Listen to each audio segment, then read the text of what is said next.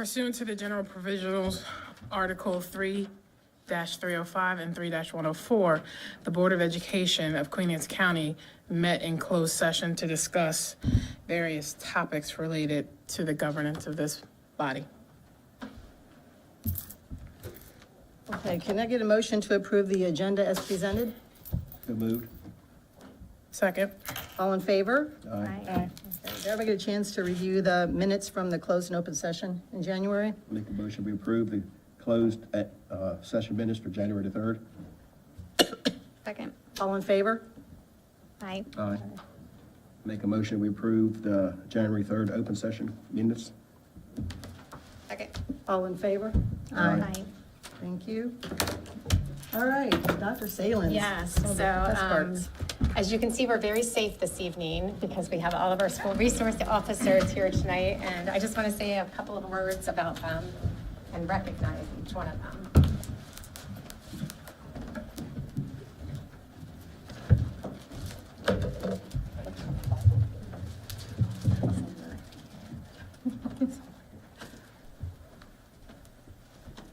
Test. So good evening, everyone, and we would like to take this opportunity to recognize our school resource officers. We have a very, very good partnership with the Sheriff's Department, and I give him total kudos. Our sheriff is very, very supportive and works hand in hand with his team, with our school safety representative, Mr. Joe Sabori. I can't thank each one of you enough for your commitment to our students, to our staff, your diligence every day, the connections that you make with our students. You make them feel comfortable. I know many of them come in every day and greet you in the school. And so your presence there is invaluable. We don't know how, this is a very small token of our appreciation for everything that you do every day. And I'm going to turn it over to Sid so he can introduce each person, and then we'll bring you up and do a recognition. If I could have Mr. Sabori come up here, please. As Dr. Salins said, we have a very special group of SROs. As I call your name, please come up, hang out here for a minute so we can take a picture of everybody together. I need freshly retired Captain Meal.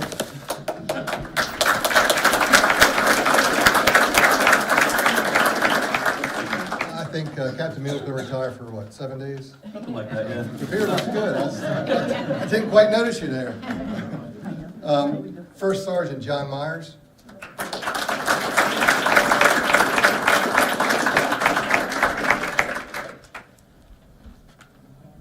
Thank you. Sergeant George Sewell.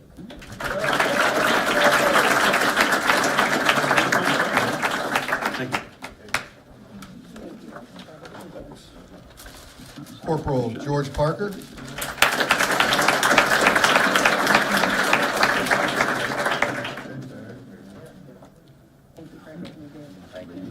DFC Alex Cooper.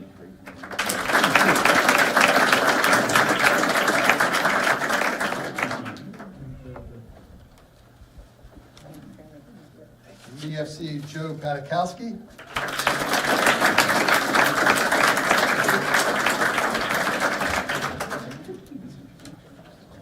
DFC Matt Johnston.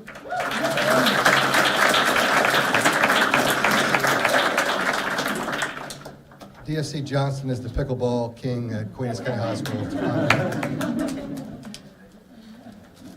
DFC Tyler Augerbright.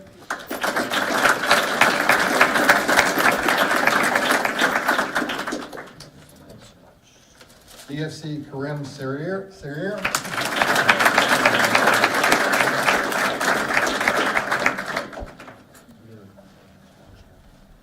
And the other two are not present tonight, DFC James McAdams and DFC Chad Schroyer.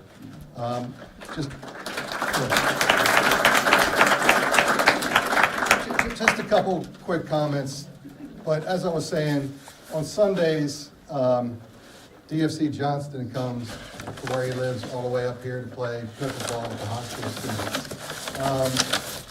They all have different interactions with the community, after-school events, weekend events. It's not just, a job where they're coming here from 7:30 till 3:30 in the afternoon. They're very involved. I can tell you my own two daughters can, go through who they've had the whole entire time and still say hi to them and, look up to them. But thank you for your service, and thank you for coming out of retirement for just a night, Lieutenant. Want to take a quick picture? Yes, a quick picture. If we could try to kind of pile in over here, Around the table or back here? around the table, or someone maybe in here. If several of you could come in here.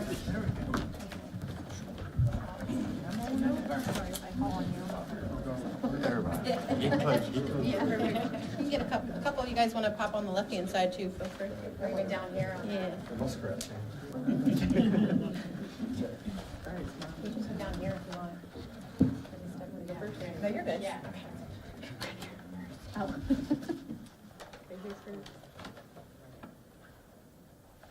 Okay. Everybody can look at me, please. Thank you. Thank you.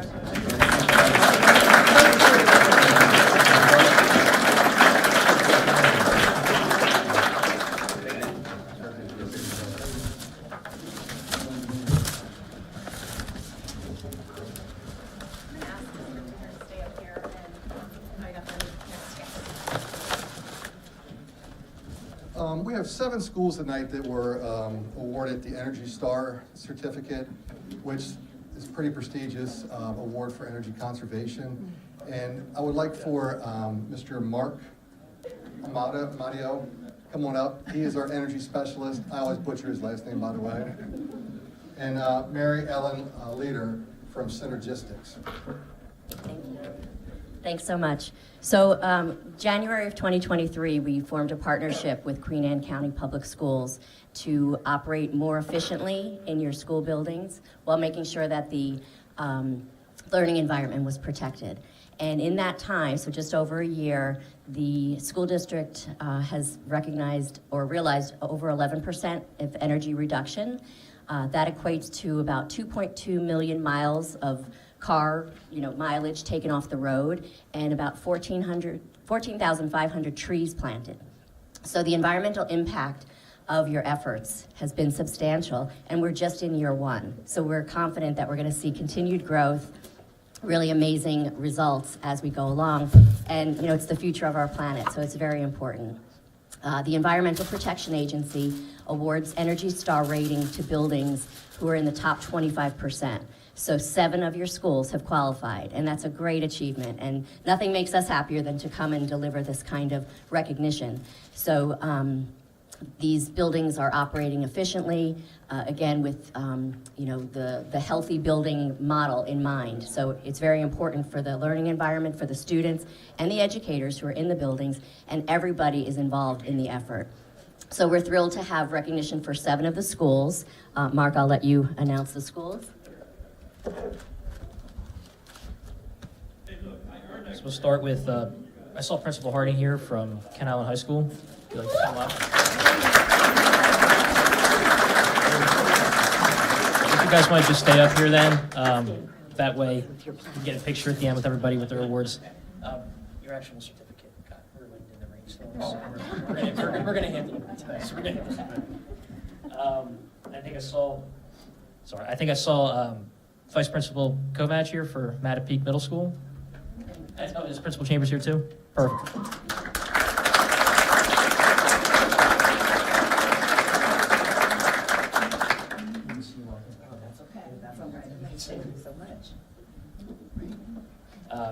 Principal Schreckengost for Stevensville Middle School.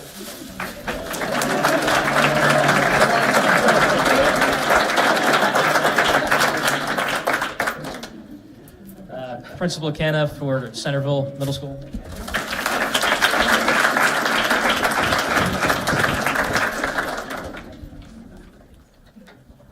Vice Principal Burbridge for Sudlersville Middle School.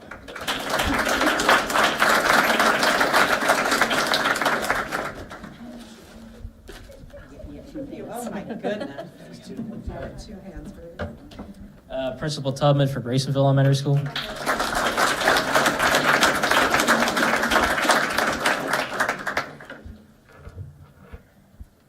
And Principal Cornish for Kent Island Elementary School.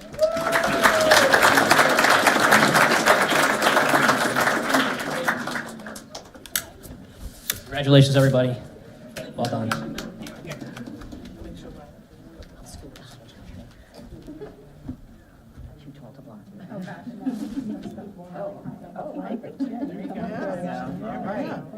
think you're gonna have to come a little bit.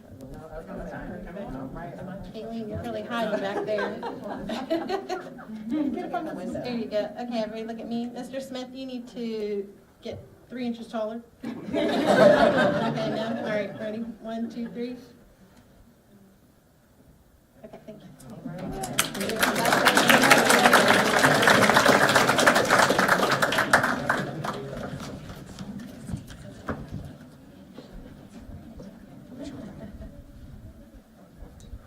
So we have several other awards this evening, and we're going to start with our Energizer Bunny Award. This award is given to a staff member or volunteer who keeps on going. It is sponsored by the Bayview Financial, which is Mr. Chip Brittingham and Mr. Wayne Humphreys, if they could please come forward. Again, we have several Energizer Bunny Awards this evening. The first award has been nominated by Principal Dan Harding from Kent Island High School. If you'll please come forward.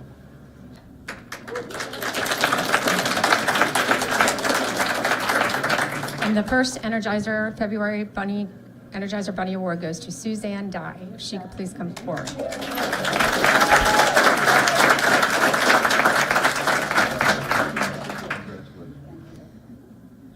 Mr. Harding has some wonderful things to say about you.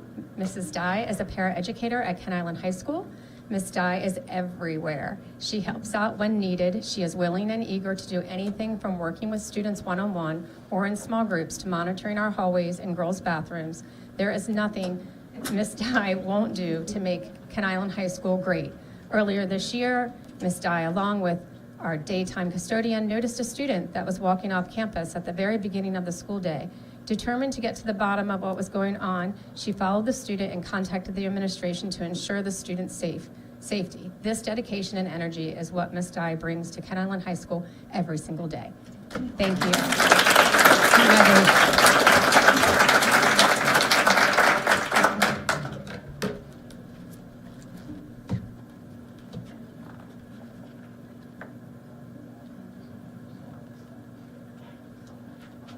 See Mr. Smith at all? There we go. Sorry.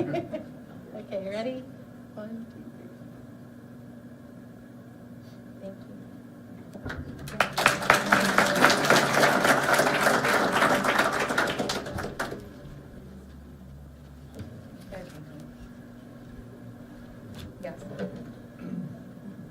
Mr. Harding has also nominated the second Energizer Bunny for February, which is Karen Henson. If she'll please come forward.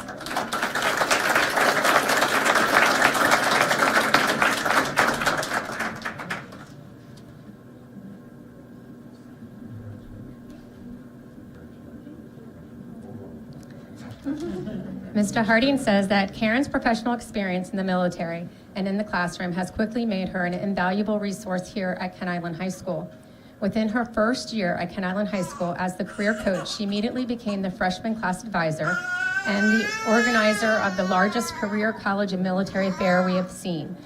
Karen monitors work-based learning, coordinates the ASVAB testing for all of our sophomores as a career exploration tool, provides field trips, guest speakers, and collaboratively with Queen Anne's County High School, brought the Department of Motor Vehicle in to offer the learner's permit to our eligible students. She meets individually with students who are doing work-based learning, as well as meets with students who have not yet identified their post-secondary goals.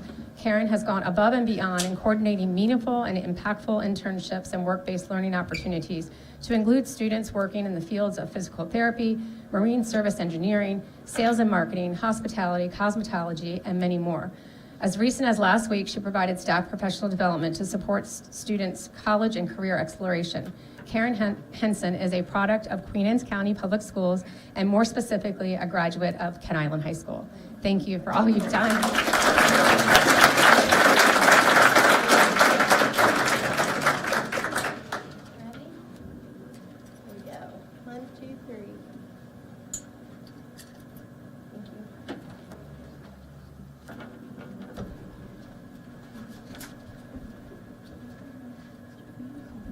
The final Energizer Bunny this evening was nominated by Dr. Billy Bryce. If she'll please come forward, the academic dean at Queen Anne's County High School.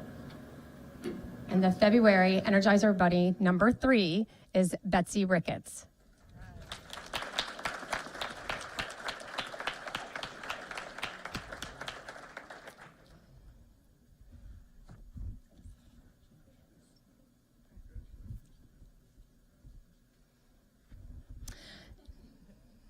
Dr. Bryce says that Betsy is unstoppable. Within her first year at Queen Anne's County High School as the career coach, she immediately became the freshman class advisor, the family and community engagement co-coordinator, and employee of the month.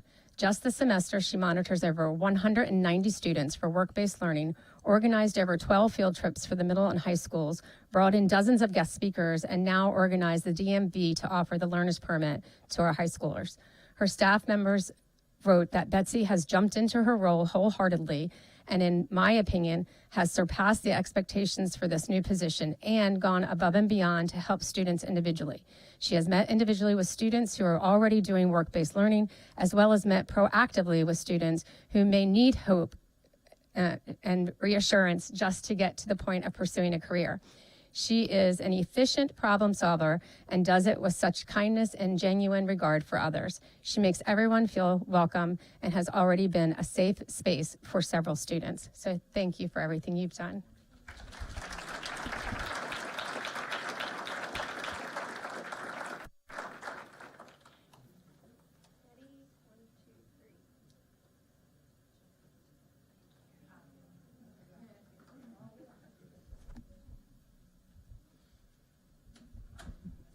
The next award is the Spirit Award. This award is given to an individual who embodies the spirit of Queen Anne's County Public Schools. We have 2 winners this evening. The first Spirit Award has been nominated by Dan Harding, principal at Kent Island High School. If he'll please come forward.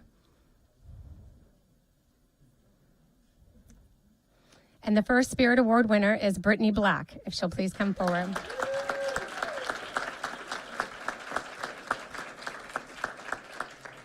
Mr. Harding says Ms. Black embodies the spirit of Queen Anne's County Public School. As a graduate of Queen Anne's County High School, she left Queen Anne's County to pursue her teaching career outside of the state of Maryland. Returning this past summer to teaching with Queen Anne's County Public Schools, Ms. Black is a wonderful addition to our team. She's a great classroom teacher, an advocate for her students, a trusted adult to many of our students, and has gone above and beyond as the JV basketball coach, all in this first year at Kent Island High School.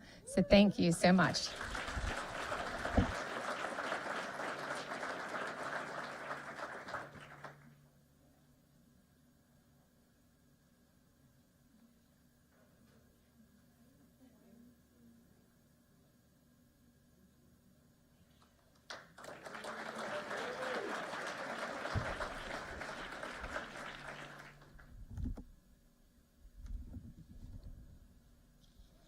The second Spirit Award has been nominated by Dr. Billy Bryce, Academic Dean for Queen Anne's County High School, if she would please come forward.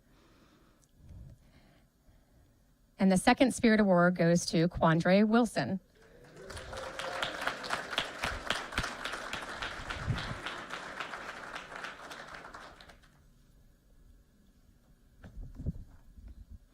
Dr. Bryce says that Coach Dre dedicates his time 7 days a week to organizing an array of clubs and sporting events.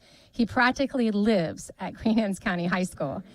He seamlessly embodies the roles of an exceptional athletic director, a guided mentor, a class advisor, and an inspiring teacher. He also took on the challenge of helping our middle school PFY program get started. And thank you for that. It's big.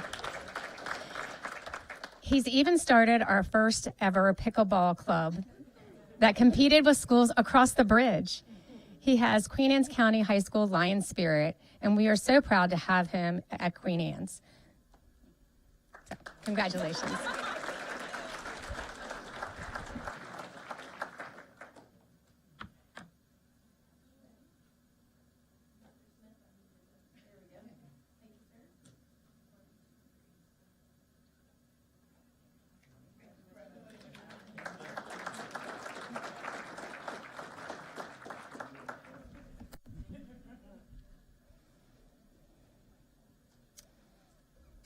Okay, our next set of awards are our Shining Star Awards, and we do have many this evening. The first February Shining Stars are Queen Anne's County Public Schools, all state dancers, singers, and our National Art Award winners. And they're nominated by Mr. Michael Bell, our Supervisor of Visual and Performing Arts, if he would please come forward.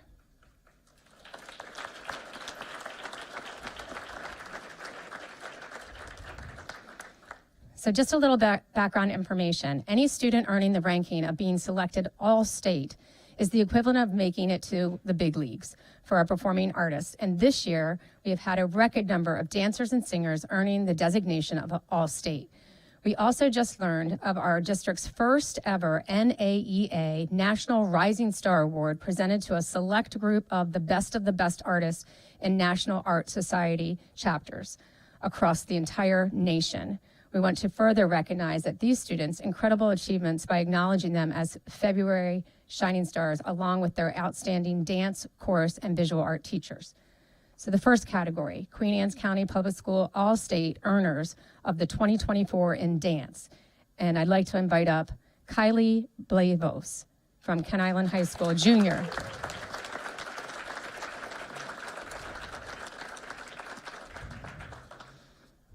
Nadia Wilde, Ken Island High School sophomore.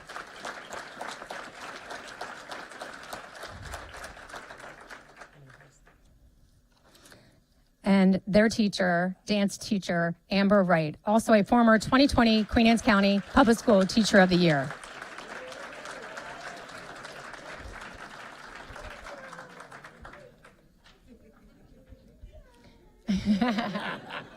And if you'll please remain up here. The next category is Queen Anne's County Public Schools All-State Earners for 2024 in junior and senior chorus. Juniper Parks, Mattapique Middle School.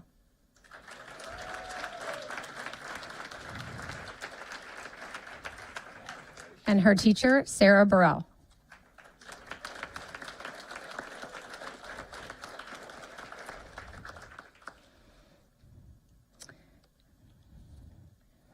And I'll do my very best with pronunciation on this next one, so I may apologize right up front. But is it Tamade Famoyima? Not close. I'm sure I'm not close. If you'll please come forward, though, and help me pronounce your name.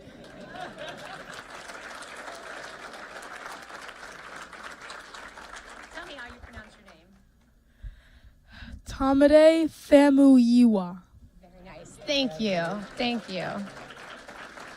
Both of those students are from Stevensville Middle School, and their teacher, Cassidy Bowman, please. Oh, sorry. Sorry.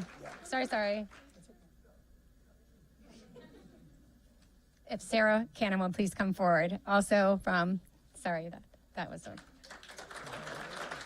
And their teacher.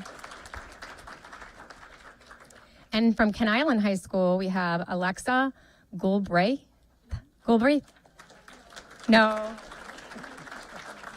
How do you pronounce it? Galbraith. Galbraith. Thank you. Congratulations. Juliana Grill.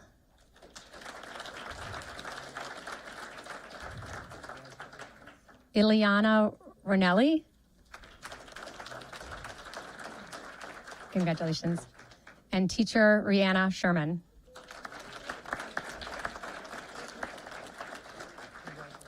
And lastly, we have our NAEA 2024 National Rising Star Award winner, which is Rain Dietrichs from Ken Island High School.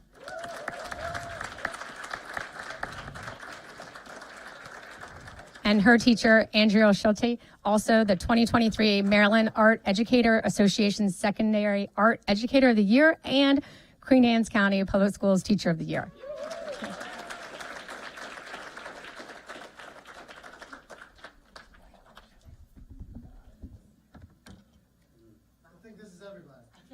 I hope so, because the next one's with Mr. Harding again, so. So maybe I can get, can you guys come up here? There's a couple spots in the back. I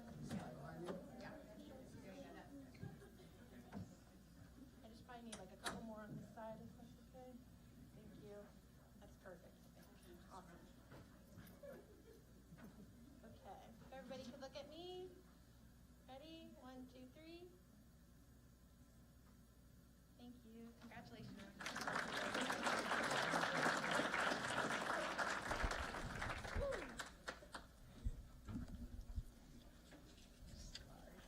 Sure.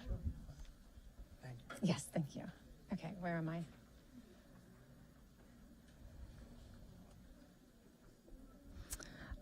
Our next shining star has been nominated by Mr. Dan Harding, principal at Kent Island High School. If he'll please come forward. And our second February shining star is Sherry Valenti.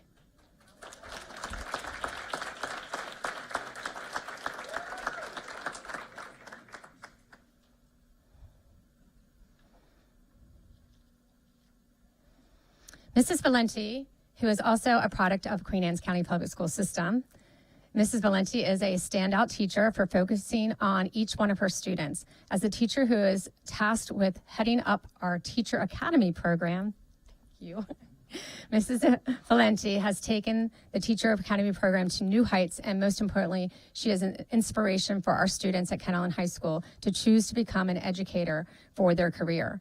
There is no better person to be the face of the driving force for our future educators within Queen Anne's County Public Schools. So thank you for really just creating an environment where people just like yourself will come back here and teach proudly in Queen Anne's County. One of my students is here. Oh, yay. Hi, Kylie.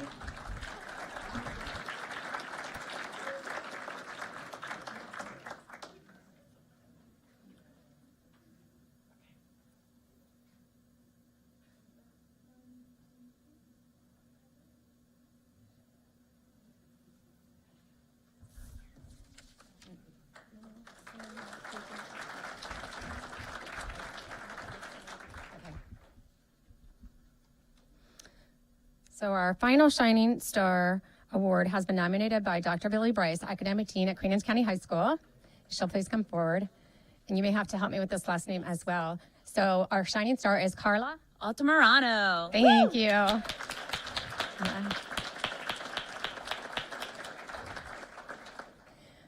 Everybody needs a little help sometimes, right?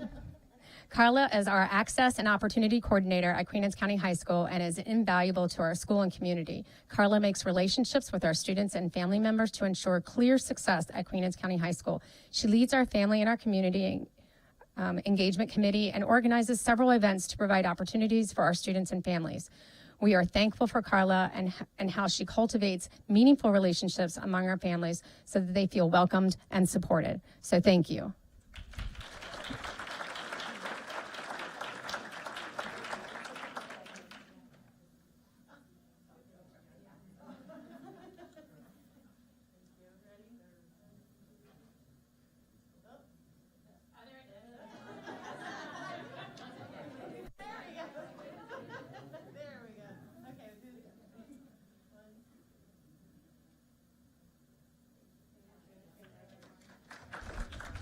Yeah, one more round of applause because we did have a lot of recognitions and a lot of amazing things going on. So thank you to those that nominated and thank you for those who are receiving awards for everything that you do.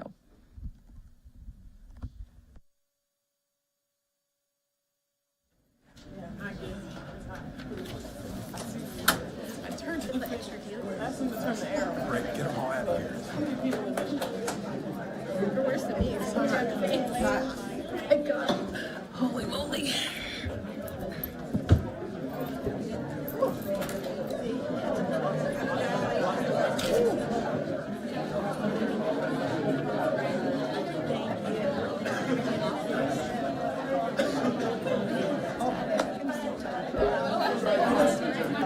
I know.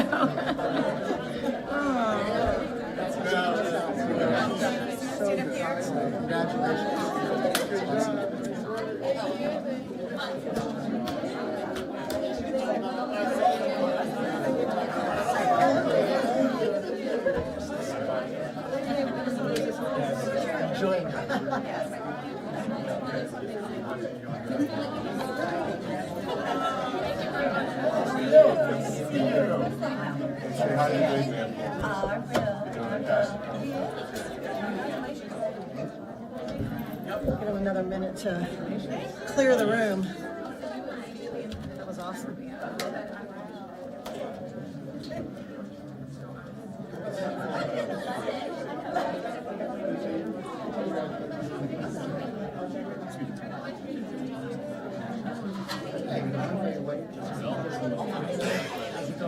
All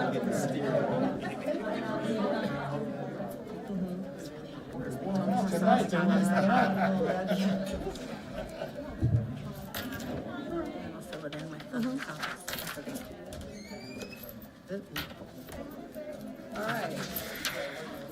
Maybe another few seconds here, everybody. Comfortable. Oh, that was nice. Thank you. Always the facilities. Always the COO there, FOO. Still here. Okay. That's always one of the best parts of the meeting is all these wonderful recognitions. Okay, board involvement. Who would like to start? Anybody have anything to say? Yes. Well, I'd just like to say, one of the things we do have different programs, but it's Everside Health Plan, nothing but good things. I've talked to some retired employees, our current employees, both county and board, and that seems to be something from what I'm hearing has been very positive. I've heard nothing negative. They can get there, get in and out. It has a little pharmacy there, and I'm happy that, along with partnership with the county, this got done for our employees. Thank you. I'm good. If I had something I can't remember. So. Well, if you think about it before we're done, right? I'm on the legislative committee, so I get to meet with our MABE officers twice a month. And so we have been focusing on the blueprint and what it means for our county and what we'll have to, adjustments we'll need to make and what things MABE is pushing back on our behalf. So there's some really good information there. I will make sure I share with the rest of the board. Okay, just to piggyback with what Mr. Smith was saying, was that the Everside, the comptroller came to visit because it's such an impressive program and we're the first in the state and there's all these other ones waiting to go, but she was very impressed with it. I mean, so much that they made this really big presentation and came out and did this little social media posts and stuff. It's really quite amazing the things we're hearing about Everside. But I also just wanted to say, as you can see, wow, Queen Anne's County kids, young people, Awesome. are just rocking everywhere, getting all these words for everywhere. And, the teachers who are rising them up to that level, that's pretty amazing. So, yeah, congratulations. There's too many to name. We tried. Difficult task, right? All right, Ms. Forte, you are on. Okay, so this week we had our scheduling week for the 2024 to 2025 academic school year, and students and counselors have been setting up their schedules for next year. On February 7th through 9th, PBIS will be selling carnations during lunch shifts. It's a fundraiser for Valentine's Day, and students and staff can purchase carnations for their friends. On the 14th, will be the in-school learners permit testing day. Students can now take their learners permit test at the high school, and another testing day is being looked at for March. Jostens will have a table, on February 20th, Jostens will have a table set up during our lunch shifts for 10th graders to place class ring orders, and for any seniors who haven't placed their cap and gown orders yet, they can do that on February 20th. On February 21st, we'll be having free sports physicals at our school at 2:30 p.m. and spring sports orientations at 5:30 p.m. On February 22nd, for anyone who is interested in traveling to Ireland, Scotland, and England, there will be an interest meeting at 5:30 p.m. in the cafeteria. And on February 23rd, our Q3 interim reports will be sent home electronically. And by the end of the month, we'll be halfway through the third marking period. And that's all I have. Thank you. Wow, it's hard to believe. I know. Okay, Dr. Kibler, I guess you're trying to fill Mr. Senefer's shoes here. Couple years down to high school. So I think he wanted to let everybody know tonight that he's preparing for his wrestling regional dual match. So that's why I couldn't be here. So hard at work tonight. But so I'll just read sort of verbatim what he said. January was a very busy month for us at Kent Island High School as we wrapped up the first semester and started the second. We participated in the Cool Schools Polar Bear Plunge and raised thousands of dollars for the Special Olympics of Maryland. We had multiple students named to the All-Shore Band, Chorus, and Dance teams. Last Friday, almost our entire 10th grade class visited Chesapeake College to check out what they had to offer in dual enrollment, post-secondary college offerings, and trade skills. Also last Friday, semester 1 report cards were sent home, and we are also excited to have spring sports registration now open for any interested students. Great, thank you. Thank you. Dr. Salins. Yes, so I'm going to veer off what I normally do this time because I'd like to take an opportunity to recognize actually the board. So last month, after our board meeting, so that's why I'm doing it now, they designated Maryland School Board Recognition Month. And so I'd like to read a proclamation from our governor that says, Maryland School Board Recognition Month, January 2024. Whereas the Maryland Associations of Boards of Education is a private, nonprofit organization dedicated to serving and supporting boards of education in Maryland. And whereas Maryland students greatly benefit from the state's school boards providing access to essential academic, social, emotional, and economic supports. And whereas our state is grateful to all of the Maryland's school boards that work to ensure the rigorous and world-class educational experience for every Maryland student. Now, therefore, I, Wes Moore, Governor of the State of Maryland, do hereby proclaim January 2024 as Maryland School Board Recognition Month. In addition to that, we have a certificate that we also received after our last board meeting of recognition, and this certificate is proudly presented to the Queen Anne's County Board of Education for dedicated leadership in Queen Anne's County and committed service to the schools and students of Queen Anne's County Public Schools. Your hard work, dedication, and achievement is applauded. And this is signed by the President of the Maryland State Board of Education, which is Clarence Crawford, and Mr. Milton Nagel, Executive Director of the Maryland Associations of Boards of Education. And I would just like to extend out to the board how thankful I am to have the opportunity to serve under your leadership. You're very supportive and you make good decisions for kids, and that's what's important to me. So thank you. Thank you, thank you. Thank you very much. Pleasure serving. Okay, it is public comment time. Do we have anyone speaking? We do. And we ask that all speakers to keep in mind the following guidelines. Speakers should sign the roster, including their telephone numbers and address. Comments should be limited to 3 minutes in length. Comments longer than 3 minutes should be submitted in writing. Statements to the board should relate to a matter of general policy over which this board has authority. Comments about actions or statements of individual staff members are not appropriate for public comments and should be referred to the superintendent of schools or the board president.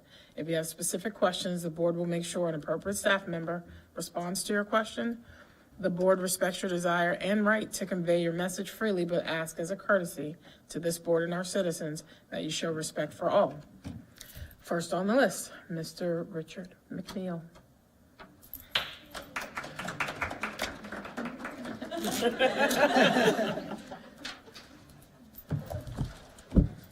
Good evening, Richard McNeil, and live in Centerville and represent the retired educators group. Actually, it's a retired school personnel group. I have to remember that and so forth. And I have to tell you, when I came tonight and there was 12 deputy sheriffs out front, I was a little concerned, but it's good. I like to pick up what Mr. Smith said about the healthcare. Our retirement group, and we have communicated about that, and it has nothing been positive. I mean, it's just there.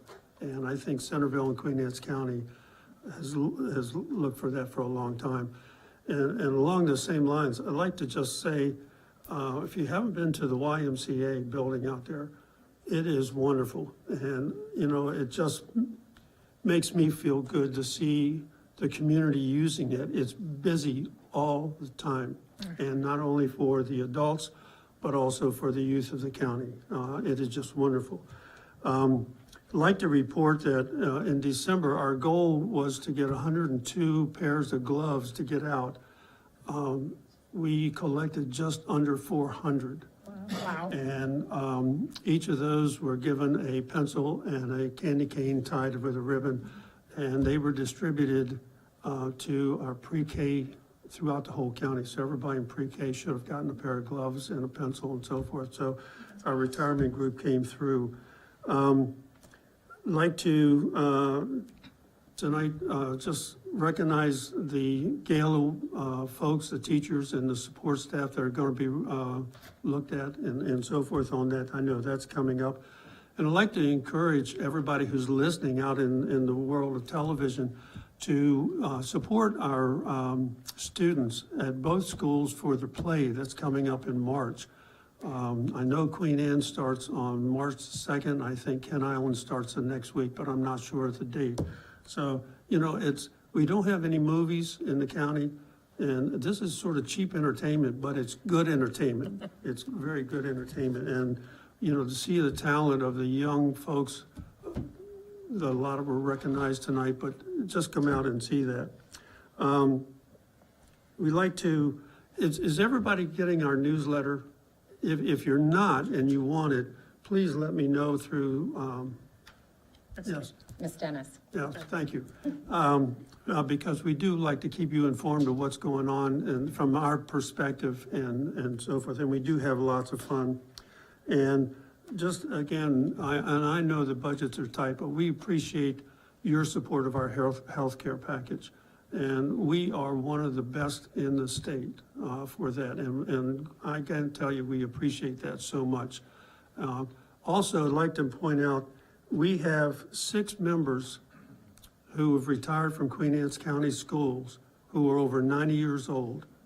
And 4 of those members come to all of our luncheons and meetings. So I'm not going to give you the names, but and as I approach 90, I'm going to remember that. So thank you very much. Thank you. Is that it? Are you wondering? Give us some extra time. That was it. Okay. Did anyone else want to speak? That hasn't, okay. All right, Mr. Tolley, we're gonna hear the CT program update.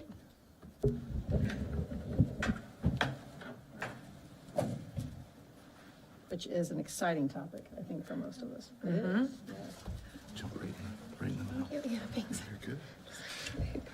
Good evening, President Bennett, Superintendent Salins, members of the board, executive team.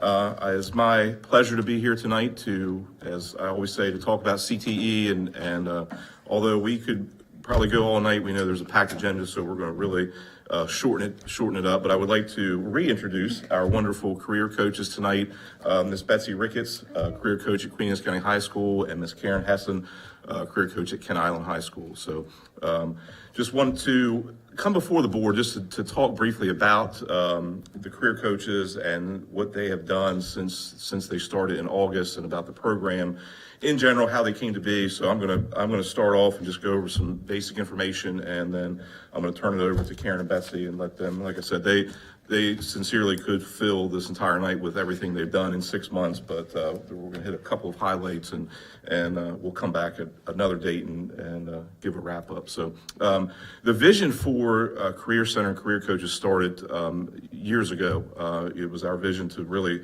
put that into the schools so the students knew, you know, a place where they could go to talk about careers, internships, apprenticeships, summer work, permanent work. And so this was even before Blueprint was even a thing. You know, we had this vision, and we worked with very closely, and I always talk about our partnerships, and very thankful for the partnership that we have with Queen Anne's County Economic Development through with Heather Tonelli and Ms. Connie Dean. And we started working, and we were able to secure a grant through the Upper Shore Regional Council, which opened the door for the career centers and the career coaches. So we're very thankful to them and our partnerships with the Queen Anne's County Commissioners as well.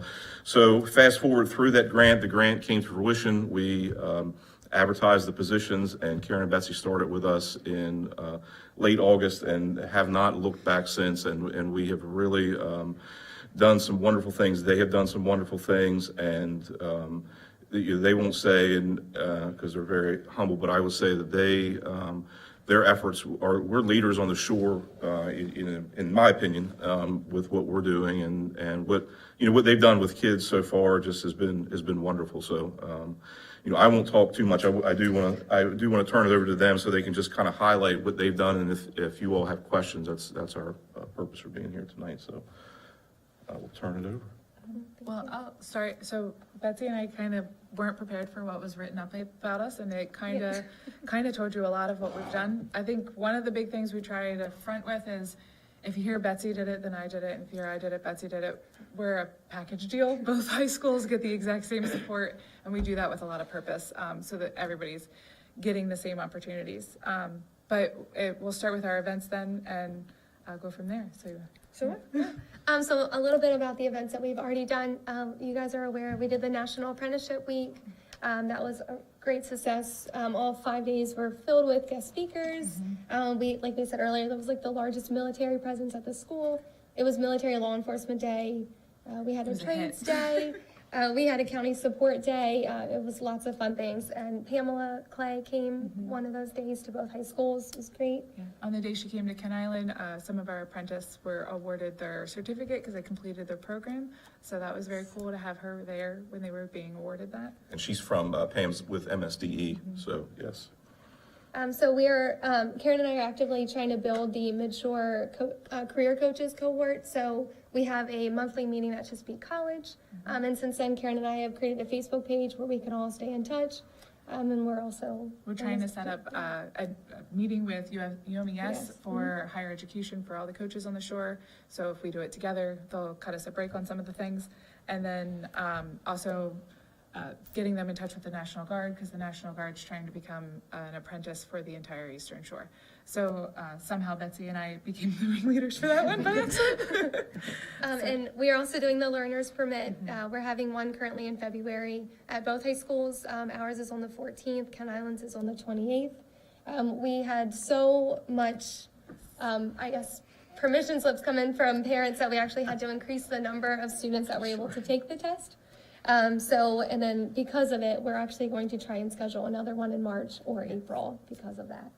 So for field trips, just quickly, we try to connect the careers through field trips. Ken Island's report was talking about the Chesapeake field trip. Queen Anne's goes at the end of the month, and we're taking all 10th grade students to go out. They're meeting with local business leaders and seeing the opportunities at Chesapeake.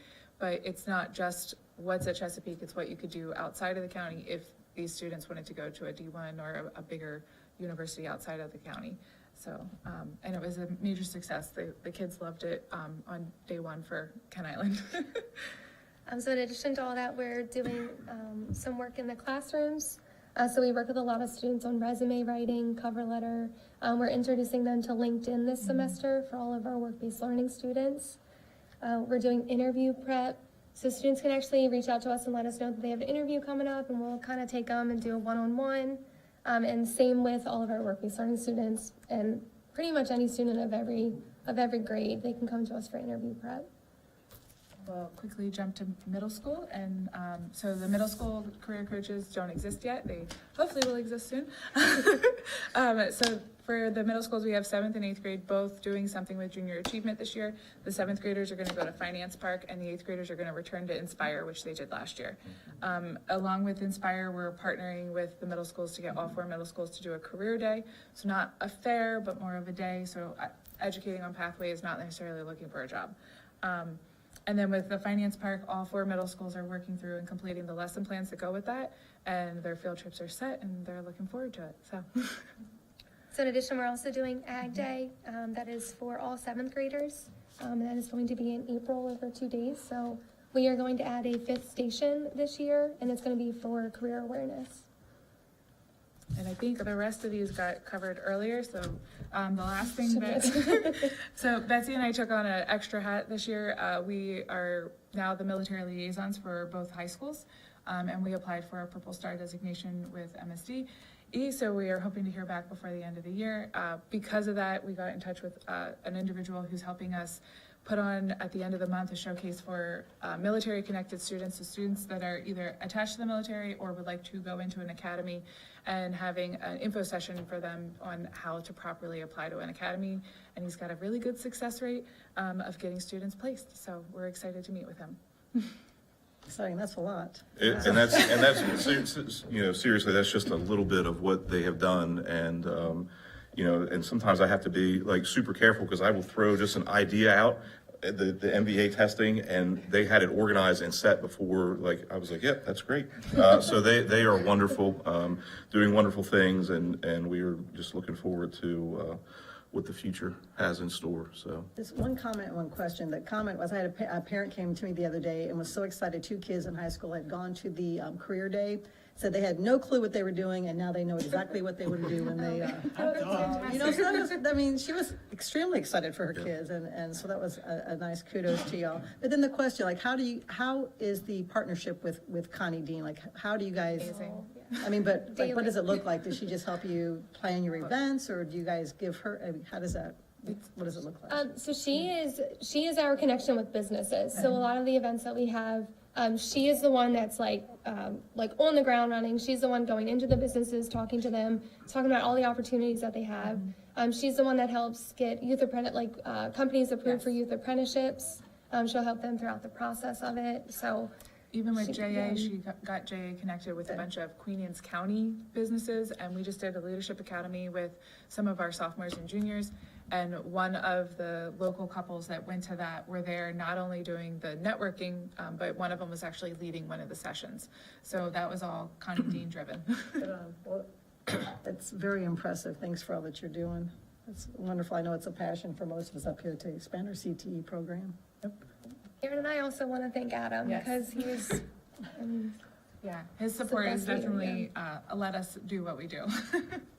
Yeah, I want to thank you, because it's been a priority of this board to push CTE. I think it's a great opportunity for our kids, and amazing what we've done over the last 3 or 4 years. It looks like we keep moving forward with it, and opportunities that come up, it amazes me, and I hear nothing but good news about it, and it's a good thing for opportunities for our kids to get out in both our local business, because I think 60% of our people work outside of the county. It's nice to start seeing, and our businesses need help, and they need, we need to know what they need. And I think Addie done a great job on working that, and with Chesapeake College, to put what we need on the ground and give kids opportunities. But you can walk out of high school with certified in a lot of fields with a good pay, and you might need other education or other technical support, but it's amazing what's going on now. Absolutely. And I think we're one of the leaders. I know Frederick was pretty big out there, but it's a whole different county too. It is. We thank the board for your support, and Dr. Salins, for her support, and, we just are, and again, that partnership, we meet with Connie, the four of us meet every Monday morning at 7:30 in my office, and we plan and get things going, and, so we're just happy. And before we go, I will say that also February is National CTE Month. So if you see a CTE teacher, thank them for what they do. We have some amazing teachers. They're all great what they do, and like Mr. Smith said, what we're offering to the kids is amazing. So we're very, very proud, and I'm proud to be up here and proud to have the coaches on board with us. So. Well, thank you. Thank you Very much. Thank you.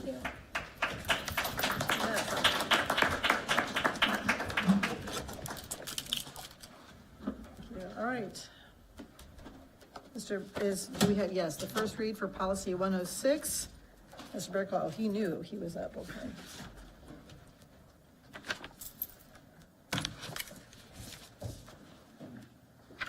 Good evening. President Bennett, Vice President Bent, board members, Superintendent Salins, executive team. My name is Darryl Barraclough. I'm the school facility coordinator. Before you this evening is the first read for policy 106, naming or renaming of public schools and school facilities. This is the first read of the policy before being posted on the school district's website for public comment period, after which it will be brought back to the board for the second reading with any additional revisions as appropriate. The changes that we are suggesting are additions to cover naming or renaming of school facilities or portions of the facility.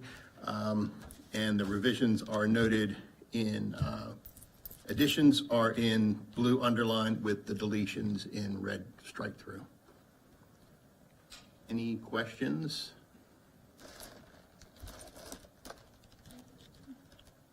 You have questions? Nope. No. All right. Thank you. Thank you. Have a good evening. Thank you, you too. First read, policy 250, is that, Mr. Murdoch. okay, so it has Mr. Pin, okay, I'll change it. Good evening, President Bennett, Dr. Salins, board members, and executive team. For the record, I'm John Murdoch, Supervisor of Transportation.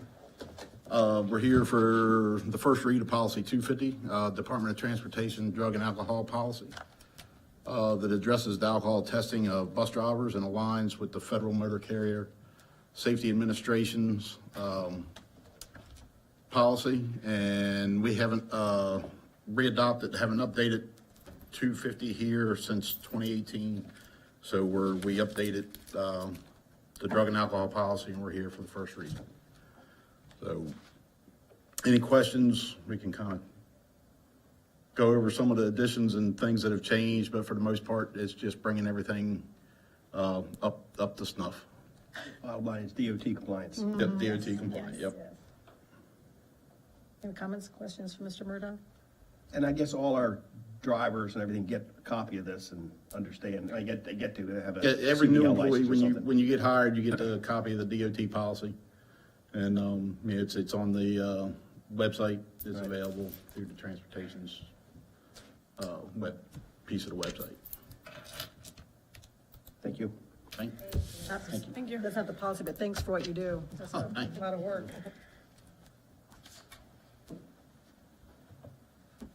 Okay, Dr. Knoll.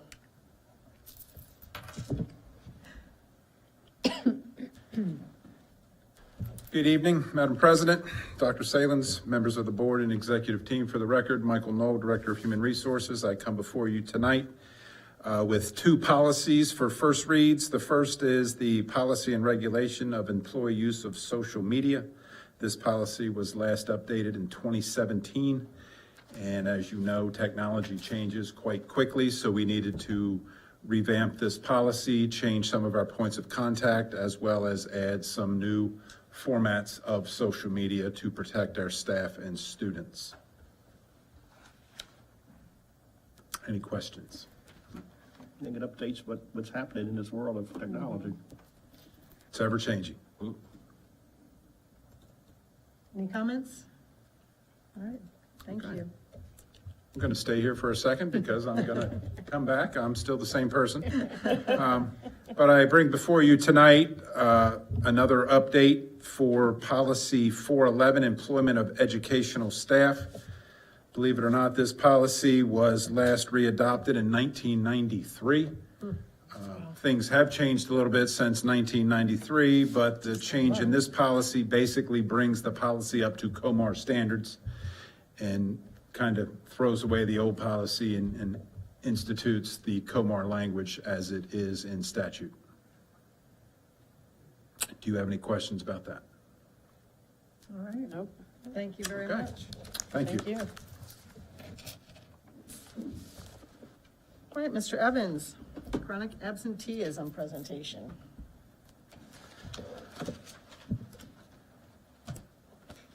Yes. They look different, so. Mobile IT is here. I was hoping you'd come up here. Good evening, President Bennett, Dr. Salins, members of the board, members of the executive team. For the record, my name is Matt Evans, Supervisor of Student Services, and I'm here tonight to provide updates on chronic absenteeism in Queen Anne's County Public Schools. Really, the purpose, we want to make sure we understand what chronic absenteeism is. We'll look at attendance data, pre and post COVID-19, and then talk about the prevention strategies that we use as well as interventions that we perform. So a student is chronically absent after missing at least 10% of the days in the school year. So in the typical 180-day school year, the magic number is 18. I believe today is day 100, so any student who has missed 10 days thus far is chronically absent. We do monitor, well, let me go back, because it's also important to remember that chronic absenteeism includes all absences, whether you're sick, for whatever the case. If you're not in the building and marked absent, it counts towards that metric. So we monitor it in real time through PowerSchool in the sense that every school is able at any time to click on, just make one click, and they have a list of their chronically absent students as well. With another click, they can see who's at risk. So we're able to monitor it and intervene quickly. Here's the data. Can I ask one question right here? Yes. When you say chronically, if a student's out and we're giving them at-home instruction, how does that work? So that's a good question. That would not count. So if a student's on home hospital instruction, HHT is considered a present code, as long as they are in fact meeting with their tutor as scheduled. Gotcha. So a student that might be out for a month for an illness and is on home hospital is not counted as absent. And I'm sorry, since we're talking about what's counted, what about a half day? I know that we count half days of in school as a school day? Do we count? So as per the state, if you are present for more than 50% of the day, you are present for the day. Thank you. Good question. As you see the data here with the graph, and I'll start with 2018-19, we're at 13%, which was, really I look at our baseline data. 19-20 is when we closed in March for COVID. That did not affect our attendance because everybody was marked present from then on throughout the state. So I believe it was like March 20th, but we went up to 15%. 2021 was when we were in virtual learning. We did have small groups in the building. We did bring in CTE groups. And towards the end of the year, we did invite students back, but they were not required to come in the building and they could still choose to do the virtual learning. I will note, to be counted present, even when everybody was virtual learning, all that was required was logging into Schoology. So it was not difficult. And if there were technology issues, parents could certainly call the school and say, look, we are doing our best, but my child, and that student would be counted present. So even with that simple process of being present, we went from 15% to 21% chronic absenteeism that year. 21-22 is when we invited all students back. Well, in fact, we said you have to come back unless you're in the blended virtual program, which was approximately 40 students, 50 at the most at that time. But other than that, you were expected to come in, and there was not virtual learning, where the teacher was not also had a camera that you could log into. And as you can see, that jump was 31%. And if you remember those years, those were, if you had COVID, you were required to stay home for 10 days. If you were a close contact to somebody with COVID, you were required to stay home for 10 days. So with that, as well as I think a kind of the shift in the perspective, and also the case that we're now telling students, if you're sick, don't come to school. Where kind of before it was, hey, if you don't feel great, get into school, tough it out. So that was our peak. Last school year, we were down to 27%. And again, we're away completely from the contact tracing. Even if they don't tell us that they don't have COVID and they come to school, they come to school. If they do tell us they have COVID, they stay home for 5 days. The concern we have is we're starting to see, as I mentioned earlier, that change in perspective, that mindset with families. And the idea was like, well, more parents are working from home. We don't see that much importance placed on coming to school daily, on time and daily. Although we are seeing improvement, we have a lot of work to do. And then currently for this year, and I checked it again this morning, we're at 24%. So we are on an improvement trend, but clearly it's far away from that initial 15% pre-COVID. The strategies that we use, regular communication, both at the school and district level, and this is with parents and students through websites, the parent-student handbook, school messenger. Schools do their own unique communications and also use social media. All schools use PBIS incentives for regular and on-time attendance. We have student support teams, SST teams, at all schools and at the district level. And one of the main things that are talked about at every meeting are attendance issues, and specifically individual students, so that we can actually intervene to eliminate barriers and see what's the reason, why are they not coming to school, how can we get them in the building. Here's an example from Stevensville Middle. They put this out on their school messenger as well as on their social media. And it's a good example because I don't think people fully understand, but if you see, it says when a student misses 2 days a month, doesn't seem terrible, that student's going to be chronically absent for the school year. That's 20 days. And knowing if you're absent 18, that will make you chronically absent. This is an example of schools use this as well through School Messenger, but we send a lot of attendance letters, both at the school level and at the district level. These are typically included with those letters so that parents, if they have questions, they know who to contact. And there's just a lot of good information about chronic absenteeism. Some of the incentives that are used are individual monthly attendance awards, and that's both at elementary and secondary. At the elementary level, they do class incentives, monthly class incentives, and which is kind of gives that team camaraderie, and encourage, your classmates to come to school when they get a nice prize, and that's a big deal at the elementary. And of course, and it has been even since I was in school, end of the year perfect attendance certificates. The intervention protocols that we use really should start with the classroom teacher. They have that initial relationship with the student. They know the student. They make the contact with the family and say, look, we miss Johnny. He's not in. We're concerned. We want to make sure he's in school. And we feel that can be the most effective right off the bat if teachers are able to do that. From there, they would refer it to, in essence, the student support team, where the school counselor and the administration kind of take on that piece, and they are making phone contacts, sending attendance letters, bring them in for conferences and potentially creating attendance improvement plans. And then our pupil personnel workers, PPWs, which I was for many years, they also do the phone contacts and letters, et cetera, but they do home visits, and that can be a very powerful tool. Most people don't want school officials or any official knocking at their door, but if you're there regularly saying, we know your child's not in school, we want them in school, they need to come to school, it's the law, it can be very powerful. What we find often is there's usually, that poor attendance is a symptom of something else that's happening either with them personally or in the home. So we do make referrals to behavioral and mental health agencies, Department of Social Services. There are times where older siblings might be at home caring for younger siblings, and that's not okay. And we need to make sure that that we can provide them help to fix that. But other referrals to community mentoring, mediation, mobile crisis, the local care team through the local management board. They have funds sometimes that can assist families with whatever issues that may be going on. Maryland Wraparound and Coalition of Families. And then there's the punitive piece, because it is a law. It's a compulsory attendance law, and we do make referrals to district court and juvenile services when applicable. The state's attorney in Queen Anne's County Historic has been a great partnership. They work very well with us. They will prosecute. All that they ask is that they're notified first, or that Mr. Richardson, and before that, Mr. Cradaville will send a letter to the family saying, I've been informed your child's truant. If this does not improve, you will be prosecuted. That's very powerful too.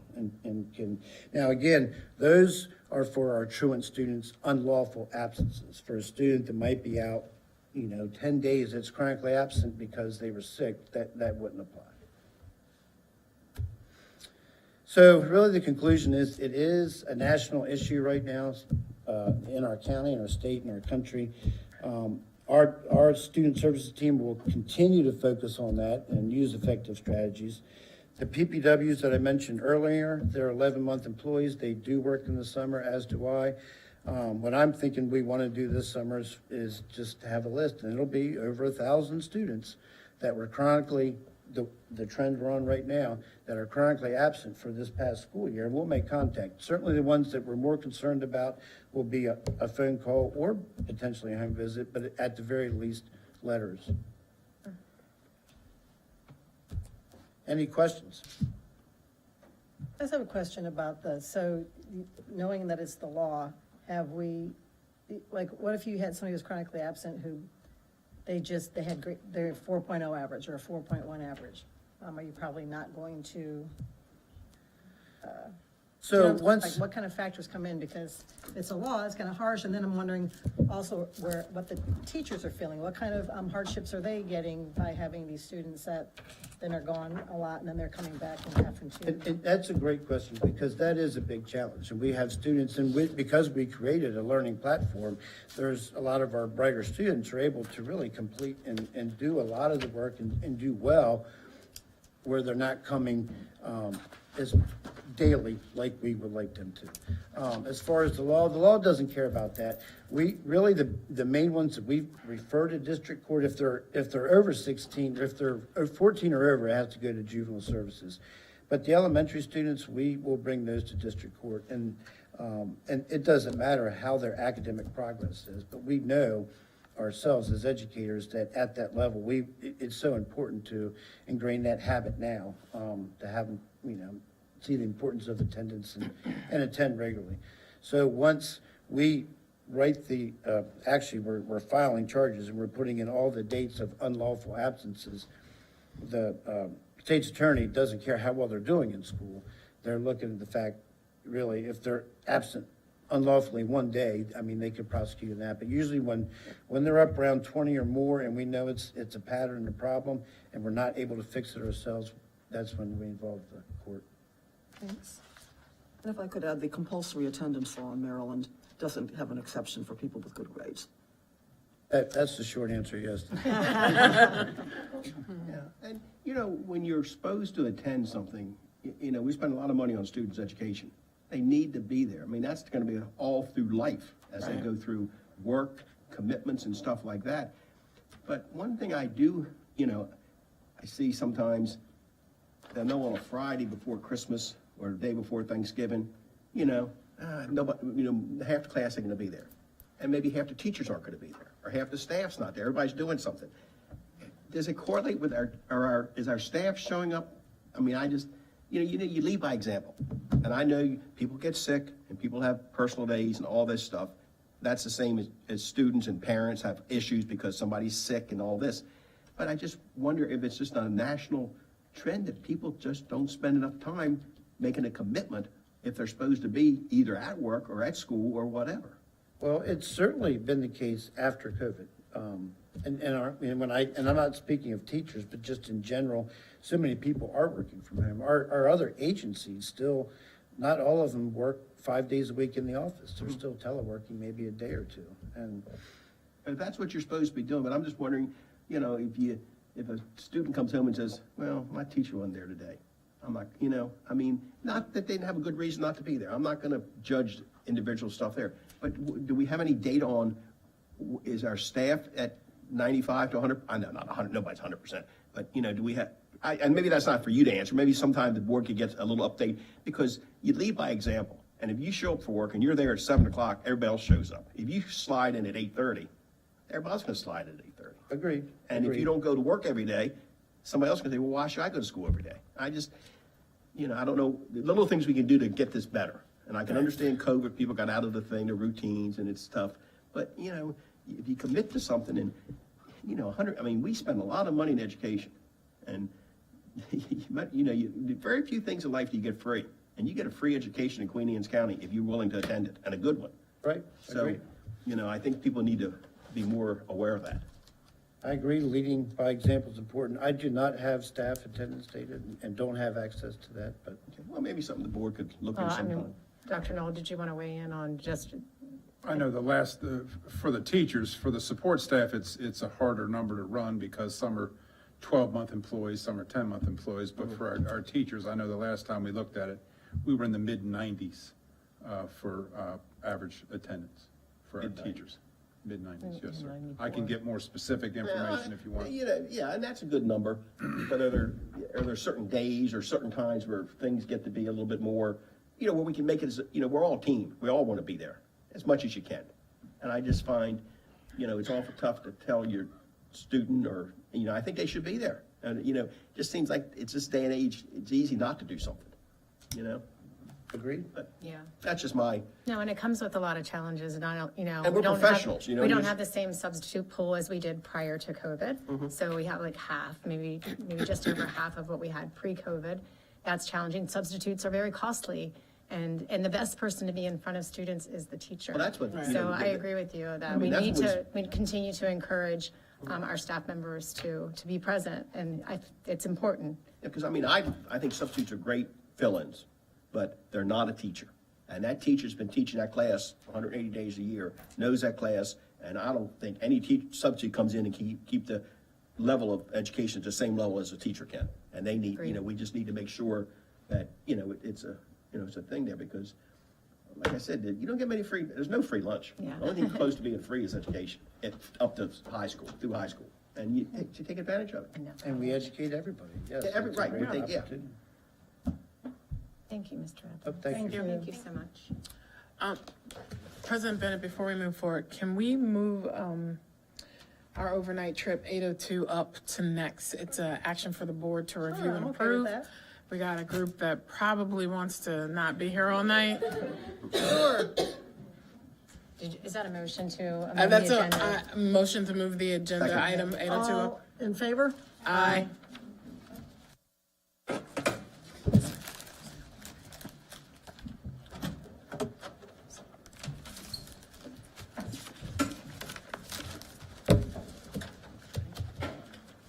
Good evening. My name is Jackson Lindsay, and I'm the president of the Queen Anne's County High School Theater's ITS chapter. We are here tonight to request approval for Performing Arts Department's overnight trip to New York City from April 10th until April 12th.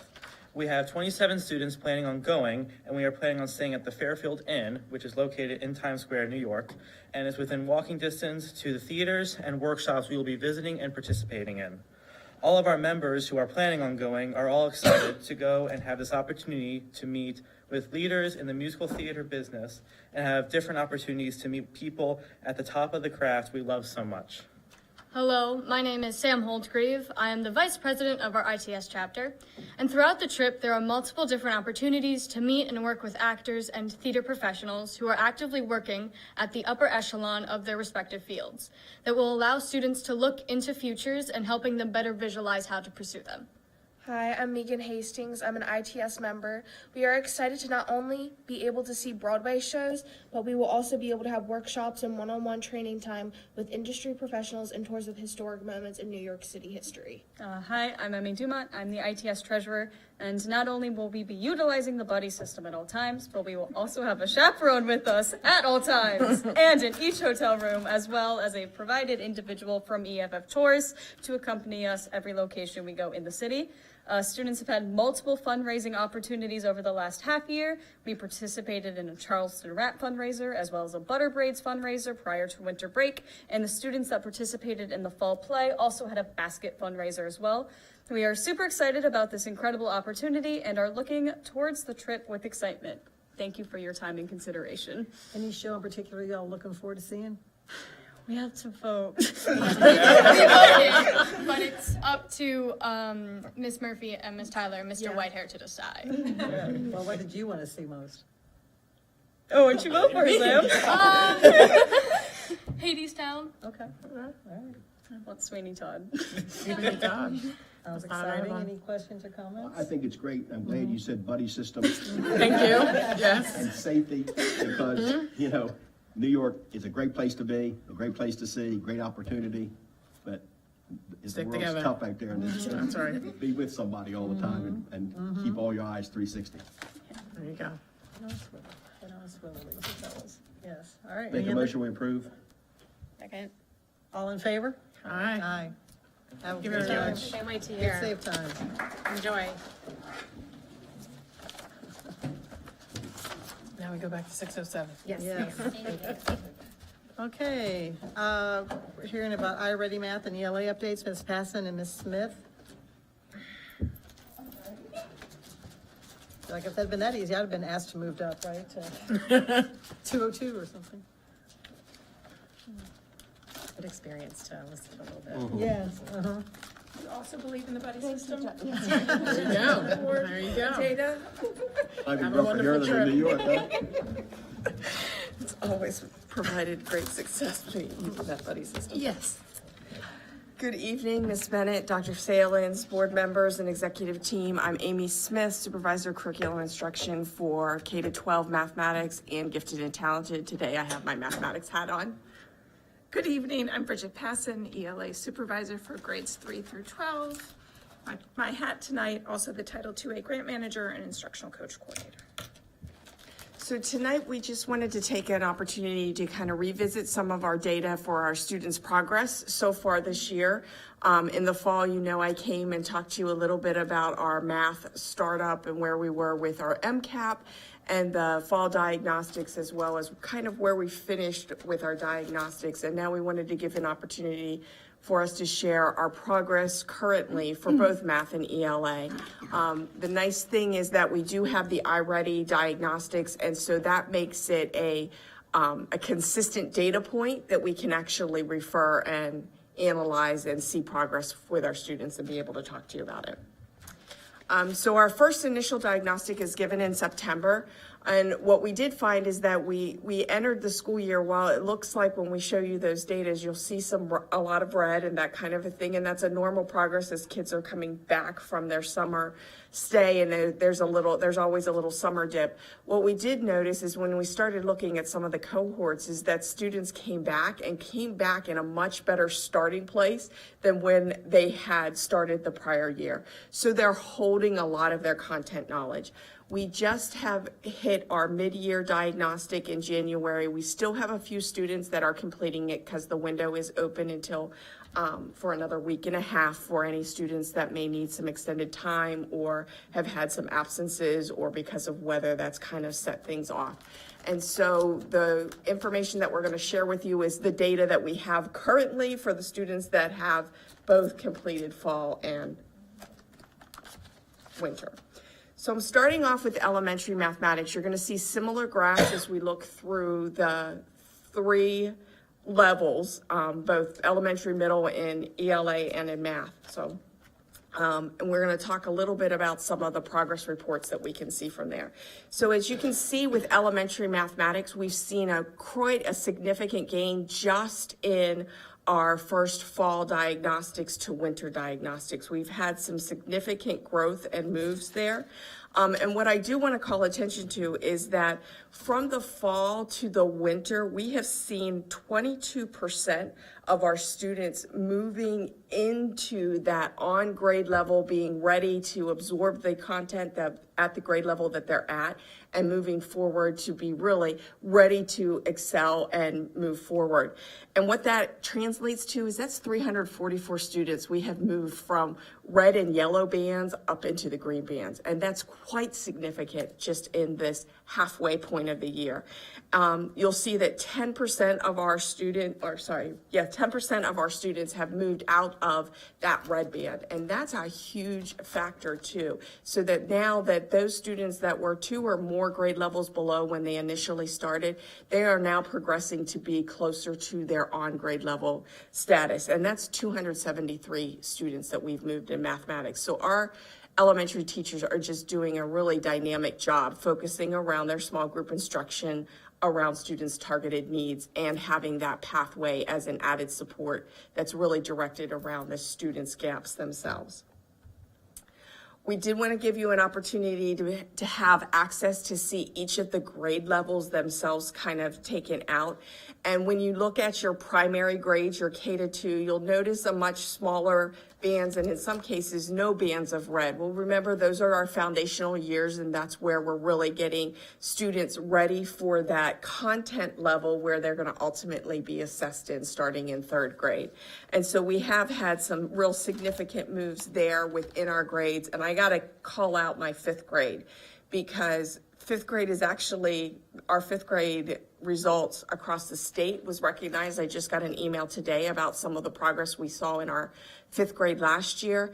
And so those teachers have really rallied around the resources and opportunities for building kids and getting them ready for their progression as they're entering middle school in that coming year. We know that you have had a lot of interest around the male and female dynamic, so we wanted to make sure that we shared with you to show you some growth, that we're really seeing some great growth in our male dynamics as well as our female dynamics across the board. And so this just gives you an opportunity to see in our gentlemen in mathematics, we've moved 344 students in the male category up into on grade level content. And so that was very exciting to see. And in the ladies, we've moved 294. So we are really making some great growth and progress. This next one that I was showing you is just kind of giving you an idea, and you're going to see this similar graph in ELA, both elementary and middle. What this does is it takes a note when we think about a student's growth in their learning. We want them to accomplish at least 1 full year academic growth. And I talked to you in the fall a little bit about the stretch growth and how much success we as a county saw in our stretch growth, and we were recognized for it. So this data shows you how many of our students have met halfway point in their typical growth, which is really where we should be seeing students as they've gone halfway through the year. And so as you look at your grade levels, you can see that we have at 53% in kindergarten, fifth grade, 54% of our students are already halfway to their target annual growth. But that exciting part is when you look at the stretch growth and the percentage of students that are already halfway to their stretch growth, which what that translates to is a lot of those students have already met that typical growth, which is really important for students who have been struggling and had some gaps in their learning. And generally, the students that are making those stretch growth are those students that have been in that red bar. So the fact that we have this quantity of students that have already met almost that halfway point of stretch is really exciting. And I think that we're going to see a lot of payout in their understanding and as they're moving some of their responses mathematically across the board. Before we move to the ELA side, sure. If you could drop back to slide 5.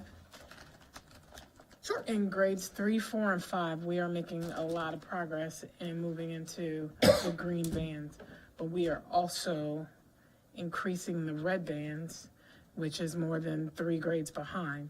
Do we know why that is? So when you look at those bands going from fall to winter, they've significantly decreased across those grade levels. Correct. So what we do know is in 3rd grade is when the content rigor really kind of ratchets up, and that's this first year of testing year. So then the program is also helping students get ready for those formats and how to see those expectations. We focused a lot of our instructional time around our small groups in mathematics. And so I firmly believe that a large percentage of our students have moved because of that really targeted small group instruction around that. Okay. And I'd like to go back to the gender, boys and girls one, just to add a little bit more information that the boys are actually outperforming the girls at 44% against 38%. So it's a 6% change factor there, which is actually not statistically significant because 7% is considered statistically significant. So really, even though it appears that the boys are outperforming the girls, they really pretty much are performing about the same. They are. It is a balance. And what you... And that's the county information. That's everyone who takes the test, which is, again, all the way up to their 8th grade. Right. And the other thing I do want to note is you can see our numbers here, and we have right now with the comparative data of the same number of students that were in the fall pot and in the winter pot right now, you can see we have about 200 more males in there than female. And as you start to look globally in our total population, we have more males in our population than we do females right now. We are not in a 50-50 role. It's not quite balanced. And so when you see that, that's something to also be keeping in mind. Okay. Is Thank that K through 5 on that gender chart? This one is K through 5. This is all elementary. And then you'll see one for middle and, yeah. My summary is K through 5 as well. Yes. Okay, on to ELA. So we'll start with elementary ELA. We are showing great progress. You can see that the green bars are getting bigger and the red bars are getting smaller. That's how my ELA mind needs to look at it. Amy helped me with some of the numbers. So the great news there is that 18% of our students, that's 333 students, moved to on grade level between fall and winter in K-5, and that is outstanding. 148 of our elementary students moved out of the red zone and started making progress. They are probably part of that 35%, but still there was absolute movement. So great things happening kind of from an overall snapshot for elementary ELA. On our by grade slide, same applies as Amy said, K-2, we're learning, we are laying the foundation for literacy skills. And then you look at our intermediate grades, which are under my purview. And in particular, my eye was drawn to 5th grade, right? So what's going on in 5th grade? So our 5th graders were 1st graders when the pandemic hit. So in March of their 1st grade year, they were sent home. Second grade, which is a really critical year for learning how to read, they were virtual and not all day long. So that certainly had an impact. 21-22, Matt showed you the absentee data from that year, but we also brought him in. But to the extent that we were masked and teaching sounds and blending with a mask on, or even if our teachers had to step back and wear one of those face shields so they could watch the movement of your lips as sounds are formed, as words are formed. My impression is that is what is impacting our fifth graders the most right now. I drilled down on the data a little bit and where we see the deficits are in phonics.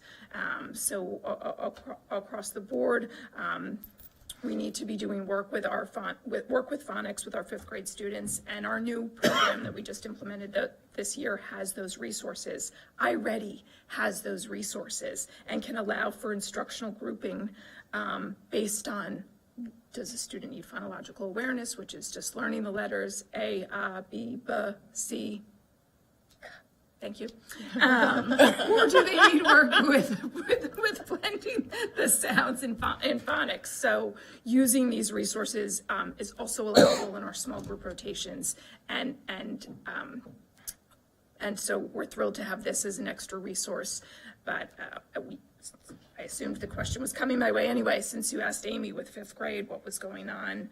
My assessment is that with our fifth graders, we are still pulling them out of the trouble that the pandemic caused with learning how to read. Is that what when you meet with your peers, is that what you're finding, like statewide or countrywide? Are we finding that fifth grade, because of the fifth and eighth tends to be Hard anyway. Yes, which is that's the test Transition. Yes. Do we feel like they are going, given all the resources that we have now, that we are attacking fifth and eighth grade with these problems? Do we think they're going to recover and be successful? Are we confident that we are be able to get them over this hump and they'll be able to move? I think we're making all the right moves. I think from a middle school perspective, I think we have iReady in middle school so that work can continue. The expectations that we set forth with our middle school ELA teachers in doing that work, could they be a little stronger or more purposeful or more goal set? Absolutely, and that's a conversation that I can have with our reading specialists and showing them, look, our fifth graders, we have got to get them out of this. They are on their way to you. I also know in going around to see our new program, intermediate teachers, grade 3 through 5 teachers, don't have the training in teaching how to read that our primary teachers do. Right? So there's this great training that we are doing across the state that is grant funded through third grade, but we are all, my counterparts across the state, we are all looking at it from, we have got to loop fourth and fifth grade teachers in on this letters training. We have got to do some homegrown PD on phonics and phonemic awareness in the intermediate grades and the middle school grades to make teachers a little more comfortable, and or use our reading specialist time a little bit differently so that they're pushing into those tier 1 classes and supporting those small groups. So a lot to think about, but we have the data to send us in the right direction. And I just wanted to update on the gender you're going to go there. I was going to go Next there, but go ahead. Okay. Just added that in reading, the females are outperforming the males. Yes. Females at 53%, males at 48%, which is a 5% change factor, which again is not statistically significant. So they really are performing at the same level. And I can agree with you guys on what you said about the phonics. I have a fifth grader at home, and it's just not there. Our teacher gives all kinds of great resources, but I feel like she comes home and we spend hours a week trying to, and she just doesn't, it's not clicking. Like, she missed that whole part. And some of the things I've sat down and watched her do the iReady, because we couldn't figure out why she was rushing through it. So a lot of the stuff if she doesn't comprehend what it's asking her, she just guesses on the question. So I'm like, so then at that point, you're not really getting good data because you're just, I don't know what I'm reading, so let me just answer anything at that point. So I've been now watching her when she does her iReady and being like, okay, let me see what you're clicking on as opposed to just, oh, click, let's go to the next one and get her lessons done? So there are a couple things that within the iReady program, because it is a learning train. So when students put in and they start that guessing mode, then what does happen in the background, because I think this is helpful for families to know, is that that domain, when a student is showing that it's more of the guessing trend and not, will eventually, pretty quickly, turn itself off, and then it alerts the teacher. And it says, this domain will not get turned back on until you've done redirection, because what I can offer as computer brain isn't meeting the mark right now. And so there needs to be some other specialized small group, and it shows some tiers of different instructional tools for that direct instruction for students. And then the teacher can turn that domain back on so that the student can go and get the spiral learning component. And so that's one of the things I know, at least on the math side, we've really tried to communicate that, yes, we know sometimes your student might see things that you go, that's not this grade level, or that seems really easy, or this seems like it's a little bit of a challenge within their pathway, but it's part of where they were in a continuum in that strand. And what it does is it helps direct then the teacher, how do I now need to address the next gap that the student has to get them back onto track? So just a little bit of that background, I think, is helpful for families to know too. And it's important to note your daughter is one of the lucky ones, because not all of our schools have the ELA pathways. Right. Which is a budget issue, it's a funding issue, but there are some schools that have some funding that they were able to do it or did it for a certain grade level. So I'm thrilled to hear, I'm betting the expectation is 15 minutes a day, or 15 minutes at home. So that's another piece too, where, we're always looking for funding, and this is a great tool, with ELA pathways.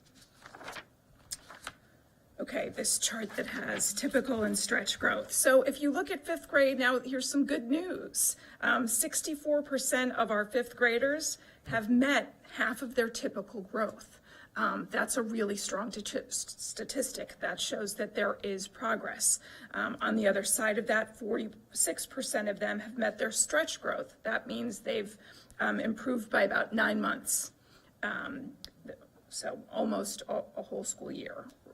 Which is excellent. So while the grade by grade data and the score, looking at the different bands, score bands, might leads to these great conversations, this snapshot captures that progress is being made. We are moving our kids forward and working really hard to do it, and thrilled to have these iReady resources to be able to help us and measure the learning. And just the one addition, as if you remember in the fall, we kind of talked a little bit about that stretch growth. So for a student who's behind particularly, who may have started in that red band, when we're talking about having currently about 9 months worth of growth in less than that half year mark, that's significant for a student who's been behind. Because what they found in their research and study with the iReady program and the data that comes out is that a student who can make that stretch growth, who may have been in that red band for 2 years in a row, gets them to be an on-grade level student by the start of that second year. And so that's a really significant component of understanding for our teachers, but also for our students to know, look, you may be struggling, but if you keep working and trying and persevering through that work towards that goal of making your stretch is actually going to move you a lot further along. So then we come to middle school mathematics, and you will see we do still have more significant bar of red, even though we've moved into fall.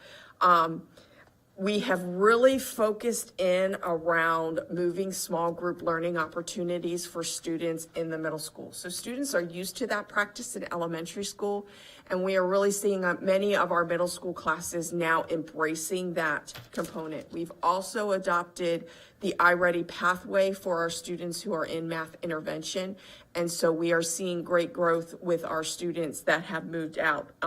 So we've reduced our red by about 4% in the fall, from fall to winter, and we still have work to do, I know, But as you look at it, you can see that in 6th grade, which was exciting for me to see this move, our 6th grade have really come from 5th grade prepared and are now remembering and regaining a lot of their growth back very quickly. And our 6th grade teachers, I have to call them out because they have really implemented with some great fidelity that small group rotation, and we're seeing a lot of the gains there from that group of students.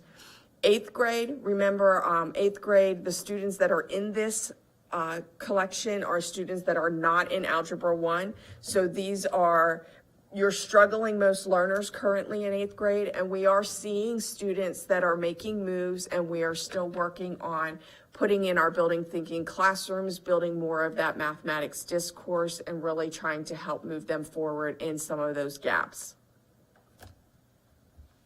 And again, here is our male and female data for you to be able to have available. You will notice that we have increased our green bar for our males by about 11%. And so that's about 57 boys that have moved up into the green band across the middle school. And then for our girls, that is about 12% that have moved up into their grade level content. And that translates to about 57 students there. And so we are making significant moves, and we're still working on using our tools to make sure that we're meeting those specific standard goals that are being pointed out through those diagnostics of where students need extra help and progress. Okay, middle school ELA. So progress being made, the green bars are getting bigger, red smaller. So 71 of our middle school students moved to the green. They moved to early on grade level or mid or above. So that's great news. 45 of our middle school students moved out of the red. So also good news. So progress being made for our middle school students. I'm gonna go right to 8 because I know you see a lot of red there, and that was startling. So it is important. I don't think we've pointed it out yet. We pulled this data early last week and schools were still testing. So this data does not capture all of our 8th grade students. So I did rerun the numbers today for 8th grade, and the percent that are 2 grade levels below went down to 26%. Or pardon me, that are 3+ grade levels below, that number went down to 26%. So there, and in the fall, that number was actually at 33%. So again, 8th grade, 3 or more grade levels below. In the fall, it was actually 33%, and right now, it is 26%. So that just settled kind of how I looked at that much red, with more than a third of our 8th graders being 3+ grade levels below. That is not the case. But still work to be done here, still work to be done. We don't have the pathways in our middle schools, but, or we have them in one of our middle schools, but not all, but we do highly encourage that use of iReady materials to do small groups, to help build those comprehension skills. And vocab, when I drilled down, vocab seemed to present itself as an area where we need to find better resources or a better way to approach vocab with our middle school students. Middle school ELA, male-female comparison, about a little more than 50 more boys than girls. Our girls outperforming our boys in ELA, but we are working to make shifts there as well, with repeated small grouping and getting our male students what they need, and also looking to or hoping to capitalize on one of the gender gap recommendations to adopt more novels with male protagonists, so that our boys can see themselves in our books, because these middle school grades really tend to be when boys kind of move away from reading, and there's lots of brain science there that I can get into at another time, but we know the problem is there. We're working to address it. And so we just wanted to we've mentioned in different places some of the things that we are focused around.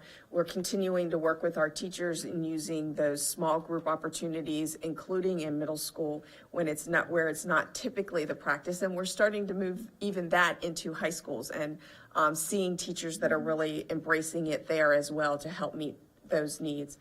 We have the personalized instruction pathways for math from K to 5.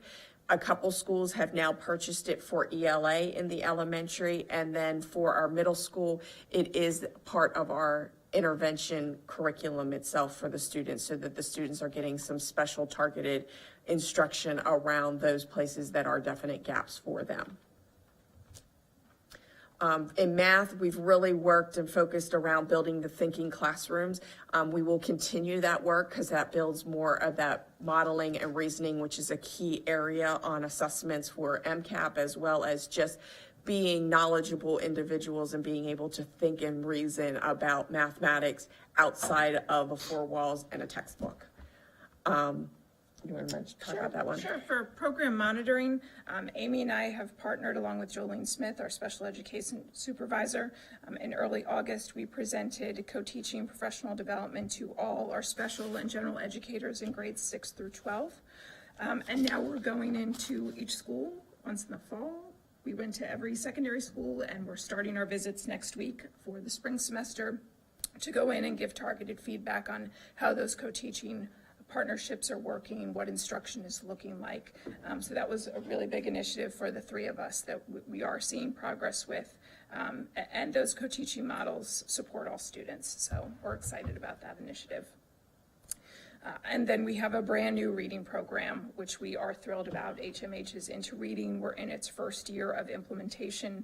We are well aligned with the state of Maryland's latest proclamation on the science of reading, as we adopted a research-based, evidence-based product that provides lots of resources for students to learn how to read, and for our advanced readers, lots of opportunities to enrich their reading capabilities. And it's going, I have 2 more schools to visit to see really how it's going. I've really been focused on small groups and what small groups are looking like, because small groups look a lot different than they did when we were using whole language in a balanced approach. And our elementary schools are doing an incredible job with making sure that when they pull a small group, they're pulling resources that meet that group exactly where they are so they can move them forward. So I'm thrilled to report that, and I've been thrilled to see it. Any other questions that you might have for either of us? Is there didn't interrupt you. Is there any way to compare the math and ELA data to see if, like, the children are performing better in math as they would as opposed to ELA, or if they're better performers in ELA? Is there a way to compare that at all? I mean, they're kind of unique entities. I can go in and do some comparison now that we have all of the components are all of the elementary through, and we've almost completed all of the middle. I wouldn't want to make that comparison right now in the side-by-side because there were still too many outlying students. But we might be able to kind of come up and look at what is our percentages that were above grade level or 2 or more grade levels below, and kind of that kind of a comparison. Okay. Sorry, Helen. No, you're good. I just had a question. So in the middle school, when we were comparing the boys and the girls, in the winter testing, the boys were at 28% of 3+ grades below, and the girls were at 21%. So that was a 7% difference. So is that statistically significant? Or were we talking? The middle school, the winter testing, sorry, let me go back to that. Math or ELA? It was ELA, the one we just had, Okay. yes. Page 17. Well, the Slide winter 17. testing, it was, let me find that page. It was, no, I've lost it. It was a middle school ELA boys and girls comparison. Okay, and so. The boys were at 28% in the winter of 3 grades or plus below their grade level, and then the girls were at 21% in the winter. So so would that be a statistically significant amount since it's 7%? 7%. Well, when you're talking about,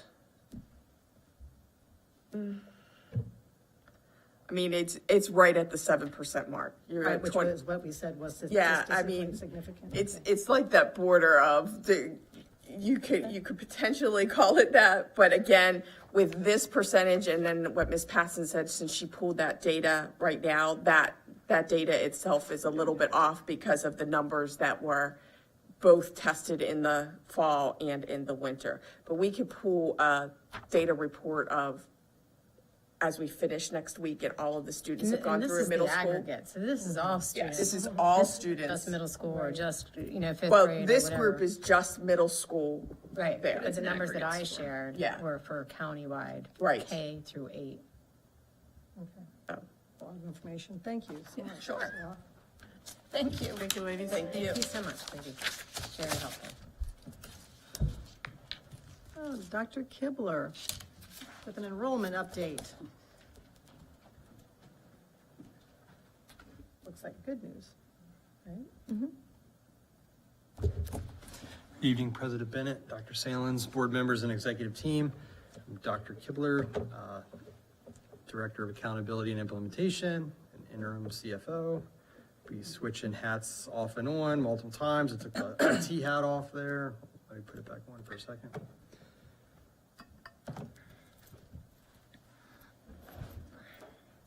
Gonna have to get him a hat rack. No, thanks. All right. So basically, I'm here tonight first to give an update on our student enrollment across the district. So this is an annual presentation we've been giving. Basically, these slides tonight are, you can go back multiple years, see the same presentation, updated numbers, but just talk you through a little bit of what our enrollment is looking like. And I might jump through a couple of slides.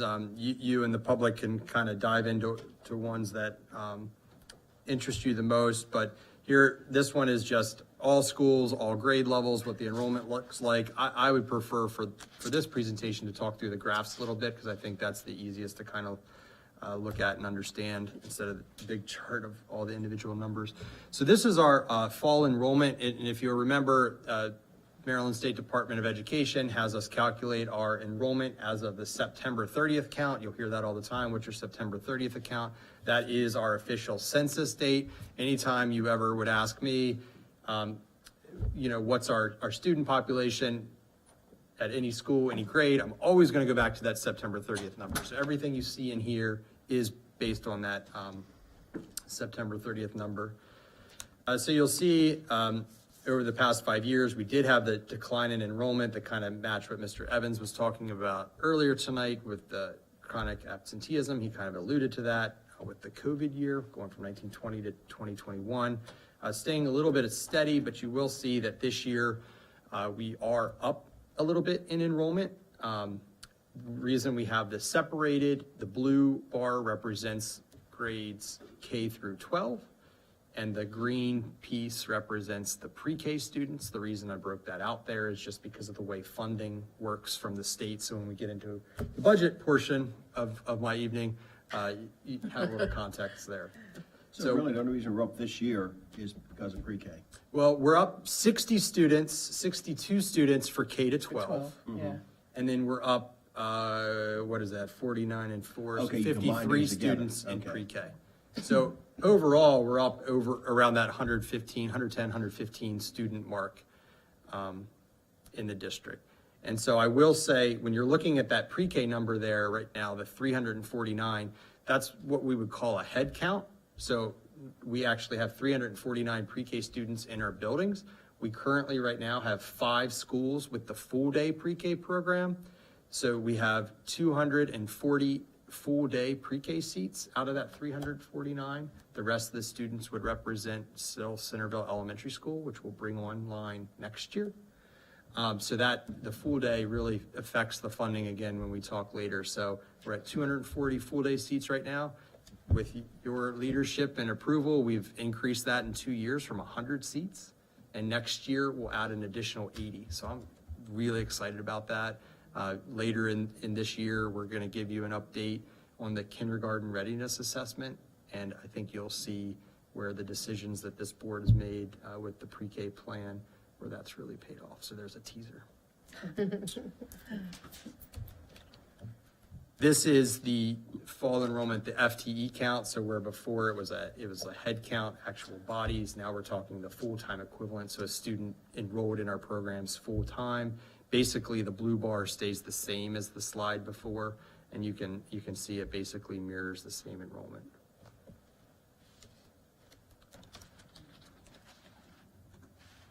Again, enrollment by school, but with your permission, I would skip to where we have this broken off on the bar graphs. Okay, so you might remember last year when we did this presentation, I threw some Maryland Department of Planning numbers into this too, and talking about birth rate in Queen Anne's County, and really if we looked at that, we can see that our decline in enrollment around that COVID year was really not completely attributed to COVID. It was timing well with a declining birth rate in like 2012, 2015, 17, 18. And so that's why we should have expected some of that declining enrollment. You'll see on our elementary school enrollment that is coming back. So the elementary schools are starting to increase. You'll see on the next slide when we go to middle school that that's actually where we've seen the biggest decrease, which times back to those years I was talking about with where those students are. If you would reference back to that Department of Planning, Maryland Department of Planning document where they look at public school enrollment and projections for 10 years in the entire state of Maryland, Queen Anne's County in the late 2020s is actually expected to have the highest proportion of student growth at the middle school level. And you can kind of see why that's going to be. If you look at this graph, our middle school enrollment is down. You go back to the previous graph, elementary school enrollment is going up. So eventually that's going to come to the middle schools. Yep. High school enrollment right now, it has been relatively flat, one school going up just a tad, one school going down just a tad. But if you look at those middle school numbers, we're in for a couple years coming up where the high school enrollment will go down a little bit. But again, that will bounce back by the late 2020s, early 2030s.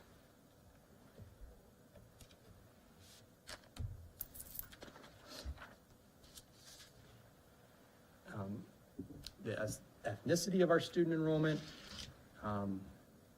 in general, you can see just the Hispanic population increasing.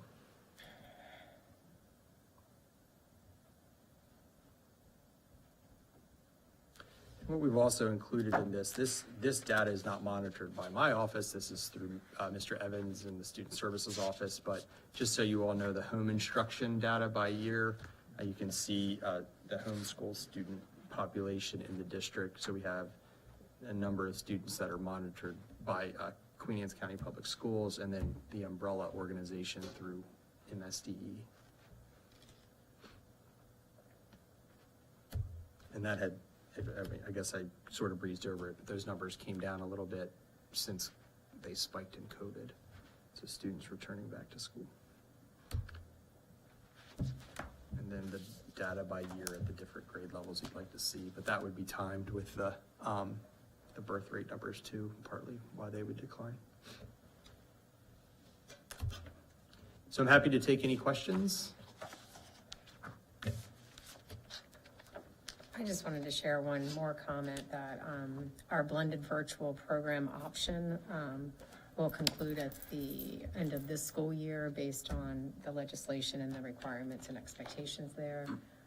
So we have about 25 students there in that program that will have to really make a decision of whether they come back to the day program or whether they go to home instruction. That could impact enrollment next year in a negative way if students choose to go the homeschool route. If they choose to obviously go back to their home-based school, that's great. But currently in the blended virtual program, they are considered 100% our students. So they are within that funding count. So that's something that we are looking at and we'll monitor as we move into next year. Is there a certain number of them that are like high school, middle school, elementary? Like what are we? Well, that's only 6th grade through 12th grade for the blended virtual model.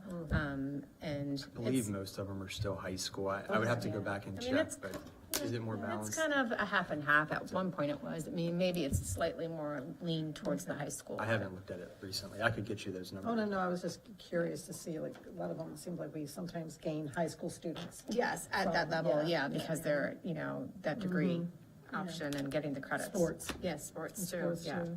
Yeah. But the one thing I think people gotta understand is, when we talk about, maybe losing 100 students, you're not gonna save 4 teachers, because you still have to do the same program. Absolutely. You might lose 2 students out of one class, Right. but. Or one it's- school, you know, in one school. It's in not like, it's not particular. like it's 25 elementary school that you drop a class. Right, from one school. You know, They're it's from one school, various so, schools, when we from- look at 25 over all our schools, or 100, Right. it's like when you absorb 100 more. You know, you can take a few in, but you're not gonna really save anything. Matter of fact, personally, on a economically, we lose because of our funding formulas. Right. It's very tough when somebody says, even if you stay flat, it's tough, because electricity goes up, and staff wants, we gotta pay people more money all the time. Yep. Agreed with that.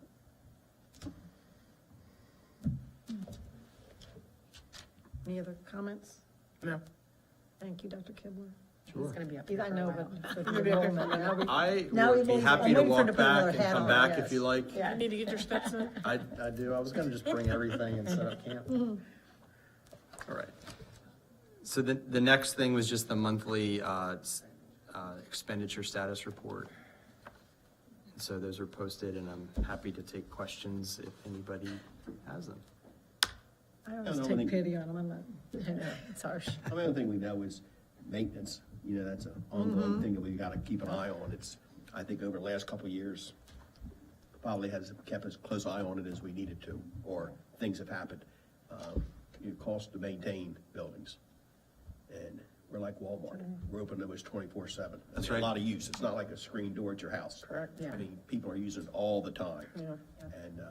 And it's nice to have Parks and Rec and then use them for activities on Saturdays and stuff, but it costs money to keep these buildings open. It sure does. And, and I think, I gotta admit, I give Sid credit and everybody, we have good facilities. Ours look good, we keep them up, but, it takes a lot of effort and money. I would like to thank just Mr. Pender and his team, working with my team in the finance office, really looking at those categories, trying to get a good idea of where we're gonna end up for the year, just, especially now, hopefully starting to get towards the end of the heating season, sooner rather than later, so that we can get some good numbers and see where that's gonna go. But you still have a, leaky roof, cracked curb, potholes somewhere, desk, furniture. Knock on wood. Yeah. I'm knocking on wood, I'm not.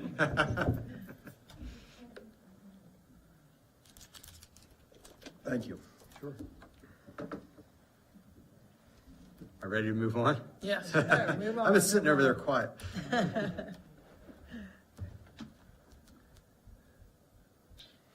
All right, so now, so this presentation, this was meant to be at our first scheduled budget workshop for the year, for fiscal year 25. That was supposed to be on January 7th, that we had to cancel due to inclement weather.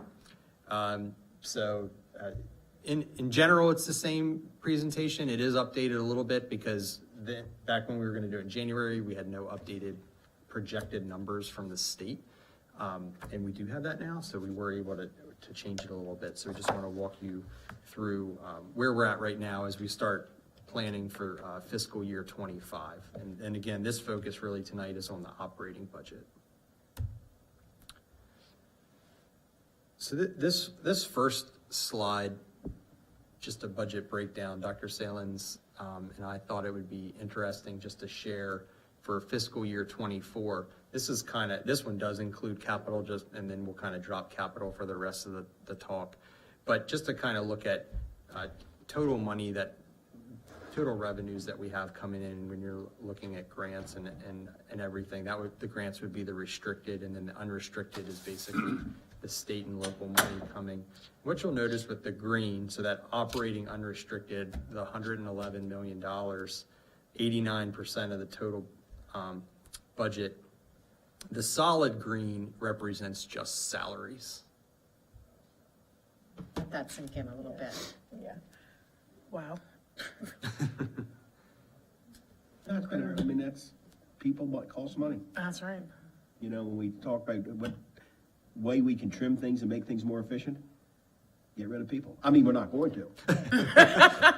But you might have to, but, I mean, that's where the money is. So we just wanted to start with just showing just really, Visual. Yeah, it is, it is, it's very, and I thank Matt for doing it, I just had the concept and he's able to bring it to fruition. But it's it's a very powerful graph that as we move into some very, very harsh budget times, people, like Mr. Smith said, are the majority of your budget. and really if you took capital out of that graph, it would only increase Exactly. the proportion of just the unrestricted piece. And a lot of other things, I mean, you have to have electricity, you gotta have heat. I mean, a lot of things are fixed costs that aren't variable, that you just gotta have to open the doors. Right. And we, you know, we have to have teachers and staff, but, yeah, that's where, Well, I was quite taken back when we had our CAC meeting and Mr. Pender is telling us what his 1.1% of the budget is for the entire, every single Everything. building. Yes, it's for every building that we have. That's incredible what you can do with so little. And that's really unconscionable, really. It is, absolutely. And every year, you know, it's everybody, you know, we sit at a round table and a lot of our administrators say, you know, we need furniture or we need this painted or new flooring here. But then at the end of the day, when you say, if we only have this much money, what do you need? Staff, staff, staff, staff, staff. So what gets taken off the plate? Furniture. Furniture, yeah, exactly. else. So that gets, kind of falls off the plate. So it's a challenge. It is. Yep. Okay.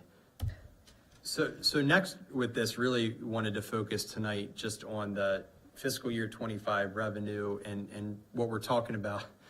It kind of seems silly, but we're going to call it unrestricted revenue, but with new blueprint mandates, I don't necessarily think that calling it unrestricted is fair because we do have to spend. But for purposes of what folks are used to, this is our unrestricted money. The numbers I'm going to show tonight are the state aid draft numbers that calculates what the state of Maryland is giving us, as well as the calculation for maintenance of effort for what the local county government has to give us as well. Again, I would preface these are draft numbers, so there could be some changes to the calculations. I might talk about, when we get to the different categories, some potential legislation in two areas to give us some relief, at least from the state. I do want to point to, until we go to the next chart, that maintenance of effort, when people talk about maintenance of effort, and I was guilty of this when I was first learning, like outside of the school system or like administration in a school system, people think of maintenance of effort, oh, the county's got to give you what they gave you last year. And that's what people kind of think. It's kind of flat. But really, maintenance of effort is they have to give you what they gave the previous year based on enrollment. It's a per pupil allocation. So I think that's important as we get into this. that's what always made the county work in the 90s and early 2000s was growth. That, you know, you had 100, 200 students. Well, the maintenance effort was $1.5 million, $2 million. I say Over and mandatory, above. above. Above. Well, you had more students, but Right. you know, you could absorb some of that. Right. And we always said, if you don't have, if it ever stays flat, and, well, you're gonna find out what happens when it goes down. So we do get our state aid funding in these categories. Just to talk about that, foundation is kind of just overall general. CCR is a college and career readiness program, so it's the students as they get to a certain threshold in high school to support dual enrollment, CTE pathways. Compensatory education is based on your farms numbers for introduced meals. Concentration of poverty, that's a new blueprint initiative, basically funding for community schools. So if an individual school reaches a certain threshold of free and reduced student members, they become a community school. You will notice when we get to in 2 slides, we are going to have our first community school this year. So that plays a part in our increased funding. English learners, special ed, transitional supplemental instruction. This is for additional support for students in grades kindergarten through 3, and it's based on your third graders, based on third grade performance on the MCAP, the Maryland assessment, and then they give you funding for the number of students you have in K to 3, just to kind of take a proportion. Well, what proportion of students on the MCAP did not perform proficient, and they give you funding to help your students in grades kindergarten through 3 tutoring for subsequent years preparing for MCAP. I think it's important to note that, for example, with CCR program, Dr. Kibler talked about dual enrollment, and that, you know, we get now some funding towards dual enrollment, but we only get about 40% of what we really need. And typically, previous years, we've spent about $60,000 in dual enrollment for our students. With the new requirements, first semester this year, we spent $157,000.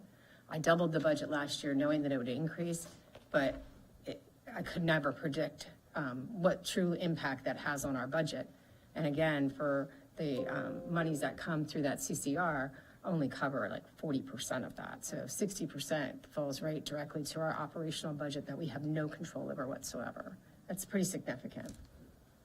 That's just one example. I could give you several others in other buckets. And then the pre-K, so that self-explanatory, just the increase. The career ladder for educators, so that's another blueprint mandate with the National Board Certified Teachers. And then this last one that started in FY24, the career counselors, which you heard some of the good work that those folks are doing too. So this is just the same enrollment graph we've seen before, and one of the reasons it was in this presentation is because we weren't going to do the enrollment presentation on the same night. This was specifically for budget. But while it's here, I want to talk about how our funding is calculated based on our enrollment for our kindergarten through 12th grade. So we are plus 61 students this year. So the state allows for one of two things. You can take the 3-year rolling average of your enrollment or your current year enrollment, whichever is higher. So that in theory should benefit us. With COVID, they basically altered the law for a year or two to say you can, as part of your 3-year rolling average, use the 2019-2020 school year as part of your 3-year rolling average. So if you're looking at the graph, for last year's funding, we were using the 19-20, 21-22, 22-23 school years to calculate our funding from the state. That law went away. 19-20 now drops out. So our choices, I mean, we're not really making choices. They take the highest. So the two options were either 21-22, 22-23, and 23-24 average, or this year. So obviously, this year is highest of the 3. However, that's still lower than last year's 3-year rolling average. Yep. So what does that mean? Maintenance of effort from the county, in theory, goes down. Bottom line is the law says the county could give us $812,000 less than they did last year. That's correct. Yep. So what I have here, and this, if you would go back to last year's budget book or the previous few years' budget book, this is just a snapshot of the revenue page of the budget book. So last year's approved budget, this year's projected FY25 budget. Now what we did put on this slide, we show the increase in the state, and you can see where the different categories sort of shake out with increases and decreases, and I'll dive in that in a minute. But we did put in there an assumption that our local county government would keep us flat from last year. Yes. On the next slide, I'll show dollar for dollar what, in theory, they could do if, based on the formula and the law. I did sort of hint at before when we were looking at the categories that there was some proposed legislation to what they call hold harmless, so they wouldn't penalize us for going down in areas, and there are two of those. One is for the college and career ready category. If you see, we dropped from 200,000 to 74,000, and that's because we were still using the CCR numbers from our student population in 2019, 2020. You all know we've talked about it a lot at these board meetings about what happened to our MCAP scores post-COVID. This $74,000 is the first time the CCR amount is calculated off of the post-COVID MCAP numbers. So that's that drop. So there is legislation to hold us harmless. So we would get, if that passes, we would get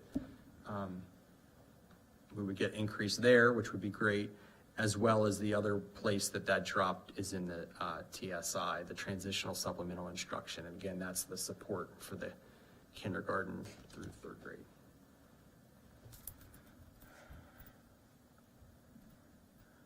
Any questions there till I go to a summary page? So just a couple takeaways. I already talked about the first bullet. The second bullet puts that dollar figure there if the county only funded us at the maintenance of effort number.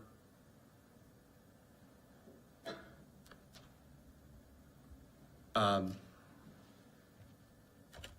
then Sudlersville Elementary School is our school that will qualify as a community school next school year. So they will get the additional funding, which we have to put, and there are restrictions on that, and we can talk about that another time with all the exact details. But they'll receive $273,805. So if you went back and looked at kind of like our total numbers of increased funding, because we did get a little bit of a bump from the state, 26% of that goes to the community school. Dr. Kibble, are you saying that the community school was based on the number of our reduced and free? Yes. So does it, remember when it was hard getting people to register for that because they were already getting it? Does that help us when we encourage people to? Oh, absolutely, absolutely. And that number changes each year as they try to move more and more assistance to schools. So Sudlersville Elementary School will get that we have to designate that total amount, so it has to go to that, so even though we have that increase. But we do have two potential other schools that we're hopeful in the next 2 years will become community schools. But yes, encouraging everyone to fill out the forms, and it's very easy to do that is a huge help because you can see it brings dollars to our district. So with the blueprint, the community school numbers, I think in the first year, we're at roughly 70 or 75% of the total population designated the school as a community school. And that threshold is dropping, and I think this year it dropped to 60%, and that's why Sudlersville drops into it, and then it goes to 55%, and that's where it'll stop next year. And we have the two schools that are gonna be right on that threshold. Yeah, we think they're like teeter-tottering, so we're really gonna have to have a big push there. So. Thank you. So as we start thinking about factors affecting next year's budget, we know we're gonna have increased healthcare costs, salary enhancements. We've talked about some of these things already, the operations and building maintenance costs like Mr. Smith alluded to. We also know that at the end of this year, we've been talking about, for years now, the Esser Cliff it's real. We're there. We're on it. The Leeds grant also ends in September. We have the dual enrollment costs, like Dr. Salins mentioned, and then the national board certification costs as well. I will mention I did bring up both of those cliffs at our meeting on Monday with the legislature, and no response. Other than we know. Yeah, we know. But thank Okay, you for what are you doing gonna do that. about it to help out? So Thank you for doing that. It's important they hear it from everyone, not just superintendents or, blueprint coordinators and such. Right. So Dr. Salins kind of mentioned about budget requests. So one thing that we do in November is we, as an executive team under Dr. Salins' leadership, meet with every supervisor and every principal, as well as hear requests from other executive team members just to talk about what kind of needs they have in their schools, in their curricular areas, in their departments. So that went out in November, collect that.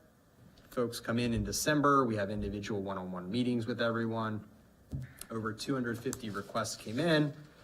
We kind of, as an executive team, categorize into these areas. What do we think needs to move forward into a budget request next year? What could we potentially have a grant fund for? What should we just go ahead and purchase right now? Like if somebody came in, my office, I'm sitting in a broken chair, well, we can maybe go get that chair or something. That's what that means. Potential year end, if we have money in the budget left over at the end of the year, things we had more questions about, things we didn't think we were going to fund at this time. And then every so often there's something that's currently in the operating budget that folks might not know about, or we have to increase a budget line, something like that. Just to summarize, the top requests, and we had a budget roundtable, and I don't know if you want to talk about that at all, Dr. Salins, or not, but we have the staffing requests, and that really includes instructional assistants, the permanent substitutes, which I would say are part of the ESSER funding, social workers and behavioral support, furniture, like we've already mentioned tonight, and then technology, just really reaching into life in some of our schools for the or the smart boards and projectors, and then just increased materials of instruction requests as well. So really, I would kind of want to stop at this point. This is just kind of FYI for your information. If anybody wants to look and then ask questions, these are the categories that we have to categorize our budget by. I will say, moving forward, this is going to get even more difficult because not only do we have to look at these categories like this, we're going to have to show a report by the blueprint categories down to the student and school level. So the job of the folks in the finance land across the state is going to become increasingly difficult for all these competing ways to report. So right now, for example, in category 06 is special education. We already currently track every special education dollar to the school by category. So a school principal will get a budget line item for materials of instruction for their general population, and then they also get a line item for materials of instruction for special ed. And the state's asking us now to track it for every single student, not just special education. So, and that includes every service we provide. So if we have a bus who has middle school and high school students on that, we're actually, and it's going to multiple schools, then we're tracking it. Oh, my goodness. We have to track We it have by buses that. going to 3 schools. Absolutely. I mean, Kennard, Some elementary, Centerville, Kennard, and middle elementary, school. and right, and Centerville Middle School. So that's the struggle and the challenges that districts are going through right now. So, I mean, you'll go back to like this and just look. So basically, you take any student and you see which categories they fall in, that they brought us some money, funding to the district. We're going to have to track what school that student goes, and that we are spending the portion that is provided for that category at their school. And that's up to, we have to track 75%, or we don't get funding. So they can literally say, we're not going to provide you with your state funding because you're not meeting the law, and the expectation is to track by 75%. Interesting part about that is we're supposed to be doing that right now, but the state is also supposed to set up a system for us to track that. They have not met their obligation, and they're also supposed to have an updated manual, the teal book, as people know, and that has not been done yet either. So we will have some liberties there for at least a year. I know the state can't single out certain school systems, but it seems to me they're just putting a blanket on everybody to try to solve a problem of a few. And I could be wrong, and I know you won't say that, but it just seems like there's a few systems that maybe aren't operating correctly, but they're gonna tell everybody to do this. And I sometimes think, you do right, and not that we're being penalized, but, I think we'll be fine with it. You're absolutely right. And I think the challenge also is that, as you well know, they started an accountability implementation board, the AIB. And so we have 2 competing factors of people that we have to respond to, and the expectations for them is different. We have, we have our plans that we do. They're reviewed by the MSDE. They say we have to do it one way, then they're reviewed by the AIB. And so they've really, you got a mom-dad cut type of shop going on there that's really They're not not always good. on the same page. It's not good for education. Right. So. Anything else? Just one, wait, one quick question. Sure. In the categories where we're giving definitions, remind me again where IT falls? Mr. Pender, you can help me too, because I'm still in interim. I believe Page 12, I'm we're in thinking category 10, 3, 4, category 5? 10. IT is in 10, correct? 10. Operational plant and equipment.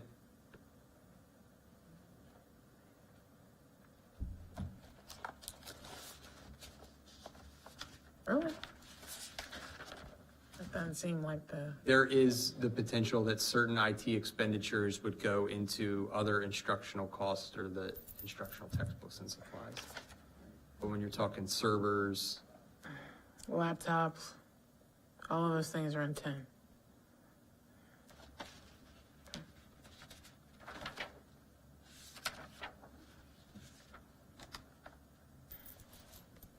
and when we get further into the budget season, bring the budget book, we can dive into that even more specifically. That's what I thought. Thank you. Thank you. I'll make the rules. I follow them. I get it. Anything else about the budget? Okay, moving on. One more. One more for this portion of our. Hang in there. We got this. got it. It's because we had to skip the other. I know, 'cause we meeting missed because one. of It's that, okay. yeah. We got it. But we got this. We're on it. And this one we can, so back to Blueprint. So I wanted to give everybody an update on our Blueprint implementation plan for this year. You remember I was here a few times last year around the same time to talk about our Blueprint implementation plan. So here are the Blueprint pillars. Just as a quick reminder, we've got the 5 pillars: early childhood, high quality, diverse teachers and leaders, college and career readiness, more resources to ensure all students are successful, and the governance and accountability. So with the implementation plan, you might remember this was a plan that was originally supposed to be written 2 years ago. It was delayed till last year. And when they said that we were going to write it last year, they were like, hey, wait a minute, how are you going to be able to write an implementation plan for 10 years when we don't have all the laws and things like that figured out? So let's do 3 plans. So last year we did the first plan, which is, hey, what are you guys thinking? This year they said, okay, we want to know how the first year is going, but instead of writing 1 plan this year, like we told you, we would like you to write 2 plans this year. So that is what this slide shows. The first one is due March 15th, and that's a system-wide blueprint response. That's where we're kind of aligning, and this will be something that we are well positioned for, where we are aligning what our district strategic plan is, initiatives we already had going with elements of the blueprint. Dr. Salins, when I got here, we spent a lot of time aligning our strategic plan with what we knew was coming in the blueprint, so we are well positioned for this first plan. The plan that's due May 1st mirrors last year. That's really the questions by pillar. What are you doing for your pre-K implementation? How's it going? What challenges do you have? Reviewing and reflecting and looking ahead. Other important dates that they're including for this year, I don't have to read them all, but just some other big blueprint dates. The one thing I would like to point out, because we've talked about it associated with blueprint, is there was a change with the career ladder requirements. The career ladder is not due to be implemented in its full the full way this coming year. All we have to do right now is provide a plan for levels 1 to 3. If we are ready for level 4, that's the leadership piece of it, we could, but we're only required to have levels 1 to 3 in place by July 1st. We thought that was going to be that March date, so it was moved to July, plus we don't have to have level 4. And I would say if you read the law, levels 1 to 3 are kind of the most straightforward of them. There's not as much necessarily flexibility in the first 3 levels as there are in level 4 when you get into the leadership tracks. This is just our timeline. Really, we're mirroring what we did last year to get our plan submitted by March, when we had to do it by March last year. It's kicked back till May, but really we've got a nice plan going where we're meeting by pillar. We have pillar work groups. There's a place in here for the executive team to review, time in here where I'll share it with the School System Improvement Committee and the Citizens Advisory Council to make sure they have input. Present it to you all at our May 1st board meeting, the same day that it's due to the Accountability and Implementation Board, the Maryland State Department of Education. Said that a few times. Yes, once or twice.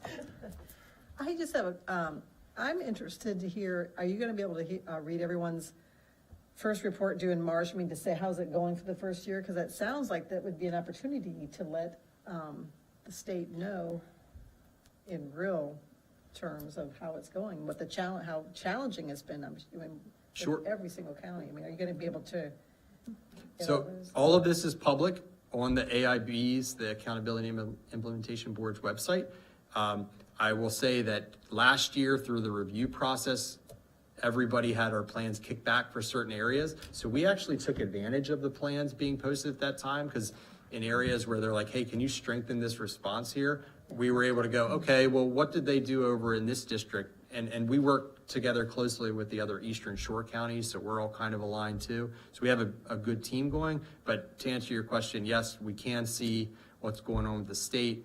My group of peers, we meet at least once a month. The Eastern Shore districts, we get together as well from time to time. So yes, to answer your question, really up with what's going on. And it's all public. And I'd be happy to provide that website to you all too, if you would like to see it. Are there any metrics in place to essentially measure all these implementations, like when they can actually show all what we're asking you to do, this is working because this, or is there any? So it's funny, I think I took a line out that I had in here because it's kind of what I see coming. So the Accountability and Implementation Board has 7 members, I believe, and then they have what are called pillar advisory committees. So there's additional folks working on each pillar, and what they're charged with right now is coming up with your exact question.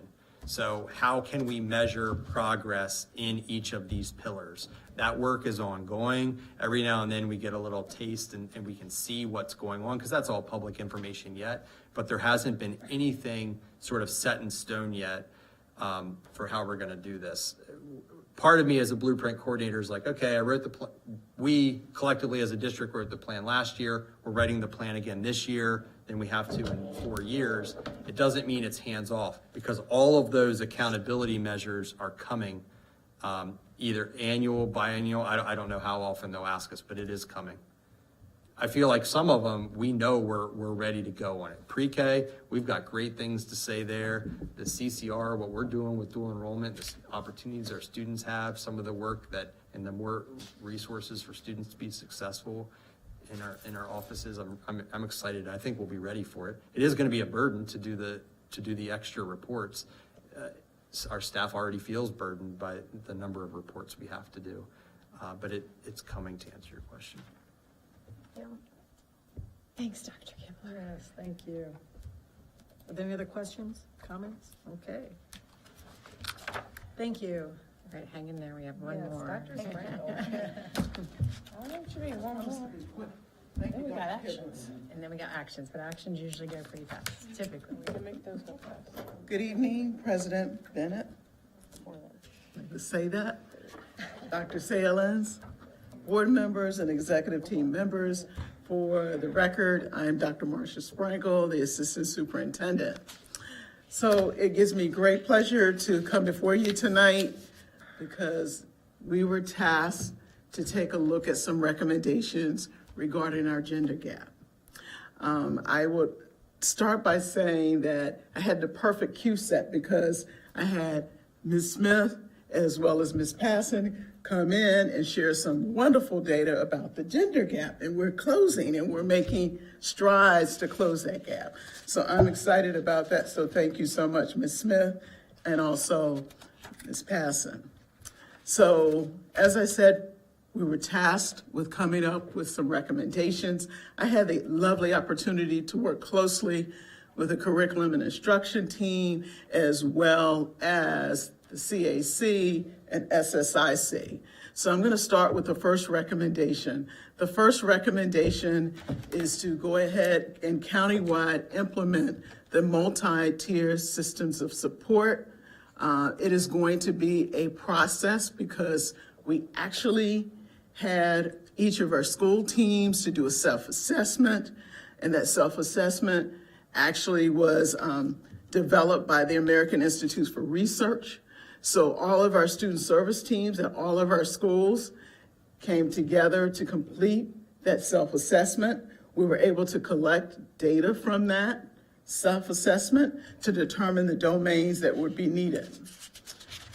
The domains, first we thought we'd do some level setting to make sure everybody would understand exactly what MTSS happens to be, so that we have a common understanding, so that when we see the forms and we speak the language, everybody understands it.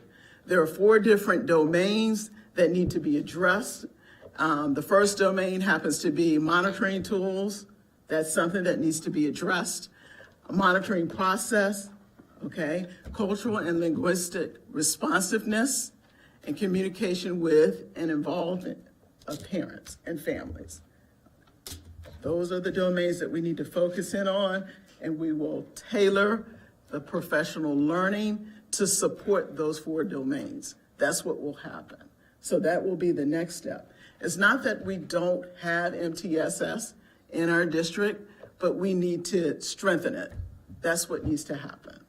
You may recall early on, back in the spring of 2023, Dr. Salins actually had the regional educational laboratories of Mid-Atlantic do a report or to investigate where we were with the gender gap, and MTSS was one of the recommendations. So now we're planning to move forward with that and have a countywide implementation of MTSS. The second recommendation happens to be an advisory period at Kent Island High School. This semester currently, Kent Island High School is piloting a Wellness Wednesday. And on that Wellness Wednesday, they have their advisors actually facilitating sessions around the character strong, which if you're familiar with character education, you remember that character strong is for our high schoolers. So they're facilitating those lessons, and those lessons are happening, and it's focusing on social and emotional learning right now. Next year, we're planning to keep with the Wellness Wednesdays, but the other 4 days will be tailored to academic support and enrichment activities for students throughout at one period or one point during the day. But 4 days a week will be focused on the academic to meet the needs of all students, each and every student, and really tailor that. So that's where we are with that. And once we start that, we will have focus groups, as student focus groups, staff focus groups, surveys for staff and also students, and monitoring will occur as well in the classrooms to make sure that things are going well, adjustments will be made. So we just won't just get the feedback and not make adjustments. We'll get the feedback and make adjustments. And the way we feel about that, slow and steady wins the race, because we want it structured in a way to where it's manageable. I think I've said that. So skipping on to the third recommendation is increase the male protagonist book titles. So I've been working closely with Ms. Passon, and for this particular recommendation as well, she's currently working with her reading specialist to bring forth in April some male protagonist books. What we've discovered is that with our Hispanic Latino population, we don't have book titles. Also, with our multiracial students, male students, we don't have book titles. our African-American boys, we need to increase the book titles. So she will be presenting those book titles in April. So look for that to come. So there you have it, the start of our recommendations to close this gender gap between males and females. And it looks like we're well on our way based on the data that was presented this evening with the iReady. We're already making some leeway. So happy to report this. Thanks for this. I had a quick question. I'm excited about the protagonist books. I think that will be good. I mean, who doesn't want to read a book that's interesting to them, right? Yes. Or that they can see themselves in. But with the MTSS, it's going to be for male and female. So it's just the idea that by bringing everybody up is going to be closing that gap or offering that support? It's giving everybody what they need. Okay. So I call that win, what I need. So it's whatever, you know what I mean? It is, and hopefully it does bring everybody up and at the same time, reduce the gap. Right. That's the purpose, but it is definitely targeted and the iReady is really helpful with that too, because it really tells us exactly what the student needs. I mean, and it's like a diagnosis of, and here's the materials to support what they need. And then increasing those small groups is really a big key at the middle and high school level. We do a lot of small groups at the elementary level, and our elementary teachers are very comfortable with it. It's getting secondary teachers comfortable with the small group opportunities. And I wanted to clarify too that, you know, Ken Island High School is doing the pilot, but then once we see and can tweak it and figure out what really works, that will fold that out to the other high school as well. So at Queen Anne's County High School. That was my question. You know, Paula and Ken Island, I can understand starting at one. Yeah. But when we do our books, they'll be offered at both schools. It'll be offered at all schools, actually not just all schools. For the appropriate grade level. For For the appropriate grade levels, exactly right. But mostly looking and targeting that secondary schools for those book titles will be what Bridget will do. Mrs. Passing. Thank you. Thank you very much. Thank you. All right. Thanks for all your work on this. Absolutely. Appreciate Thank it very you. much. Okay. Good stuff. Yeah, did we want to take a break? That's next on the agenda. We want to keep pushing through? Okay. All right. So we had been presented with the HR report, I make a motion, we approve the human resource and substitute professor report as discussed earlier. Second. all those in favor? Aye. All right, thank you. And 802 has already been done, so now we have, No, 803 was done. no, Yes, we approved the high school. the overnight Field trip trip. was 802, was it not? Correct. 03 is And we the did main. that Right. so it's earlier. 803, So yeah. then we're on 803. Technical. What about 802, the overnight trip for Ken Island High School band? We did that We one. did that already. We did that That's what I'm early. saying, we're on 803, is that correct? County. Yeah, it was The Queen dance, Anne's. yeah. It was Queen Anne's County High School. Okay, gotcha. I'm Yeah, sorry. yeah. Technical math. They're like, ready to go. Ready to go. They're gonna be like, here we go. We have new buddies this time. Yeah. Oh, the money system. Still a buddy system now. There you go. So good evening again, and tonight we're bringing to you technical math together. This is something that I've really talked with Mr. Tolley for a couple years about bringing this on as an option as a third math credit for students who are in their technical programs, phase 2. So what it does is it allows to actually open up a slot for students so that they're not required to fill in an extra math course, that part of their CTE learning is now wrapped around their mathematics concepts that they will be seeing, because it's the real life components that they're applying in their field. So we're requesting approval for this to be added to our program of study for the fall. Questions? Anything you wanted to add? Well, no, and Amy's right. She did bring this to me, and we talked about it, for a while, and finally met with all the teachers that this is going to apply to. And you see the list there: automotive, cosmetology, welding, carpentry, and masonry.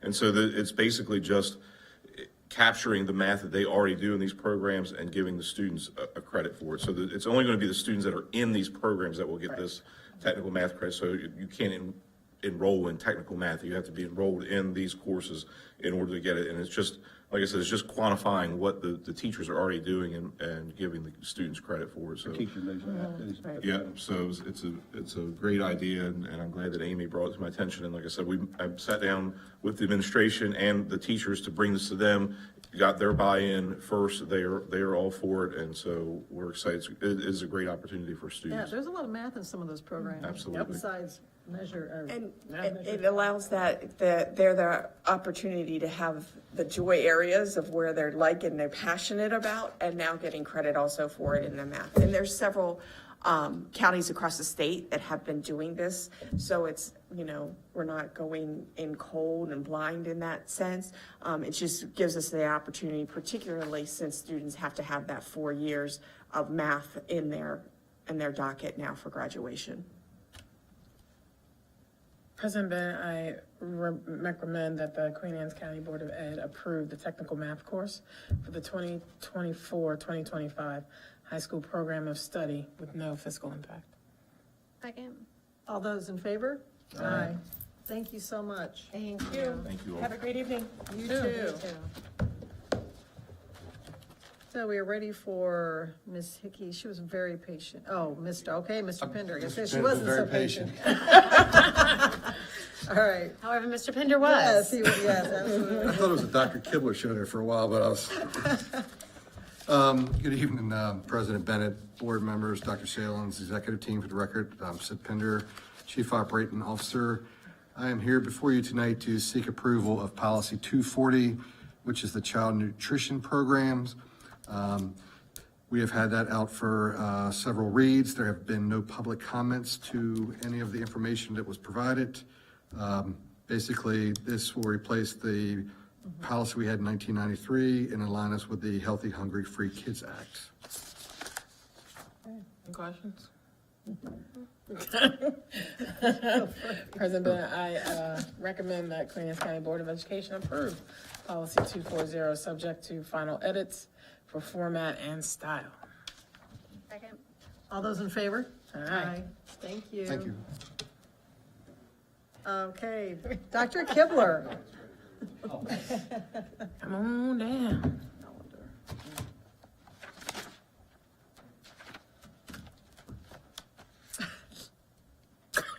We should make this take a while just for Mr. Pender.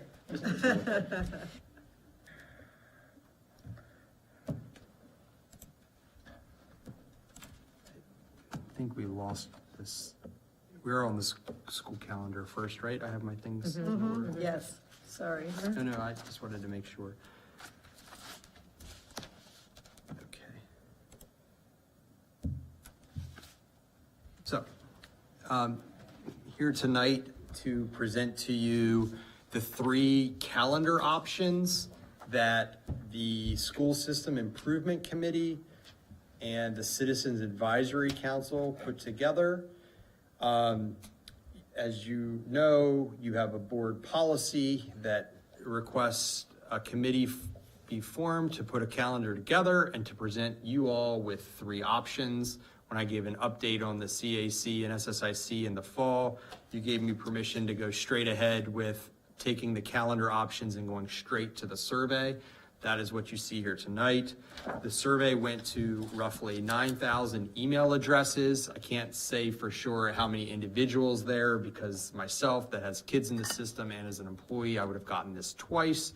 But I did put a condition on the survey so that nobody could take it twice, even that they got it from the same email address. It recognizes the devices, and you can't do that. So we did get 1,700 responses. So it's a couple hundred more responses than we did last year. So happy with those results. So we have the 3 options. You'll see that overall in the top left-hand corner, calendar A, when we put all the categories of folks together, is the clear winner there for the public vote.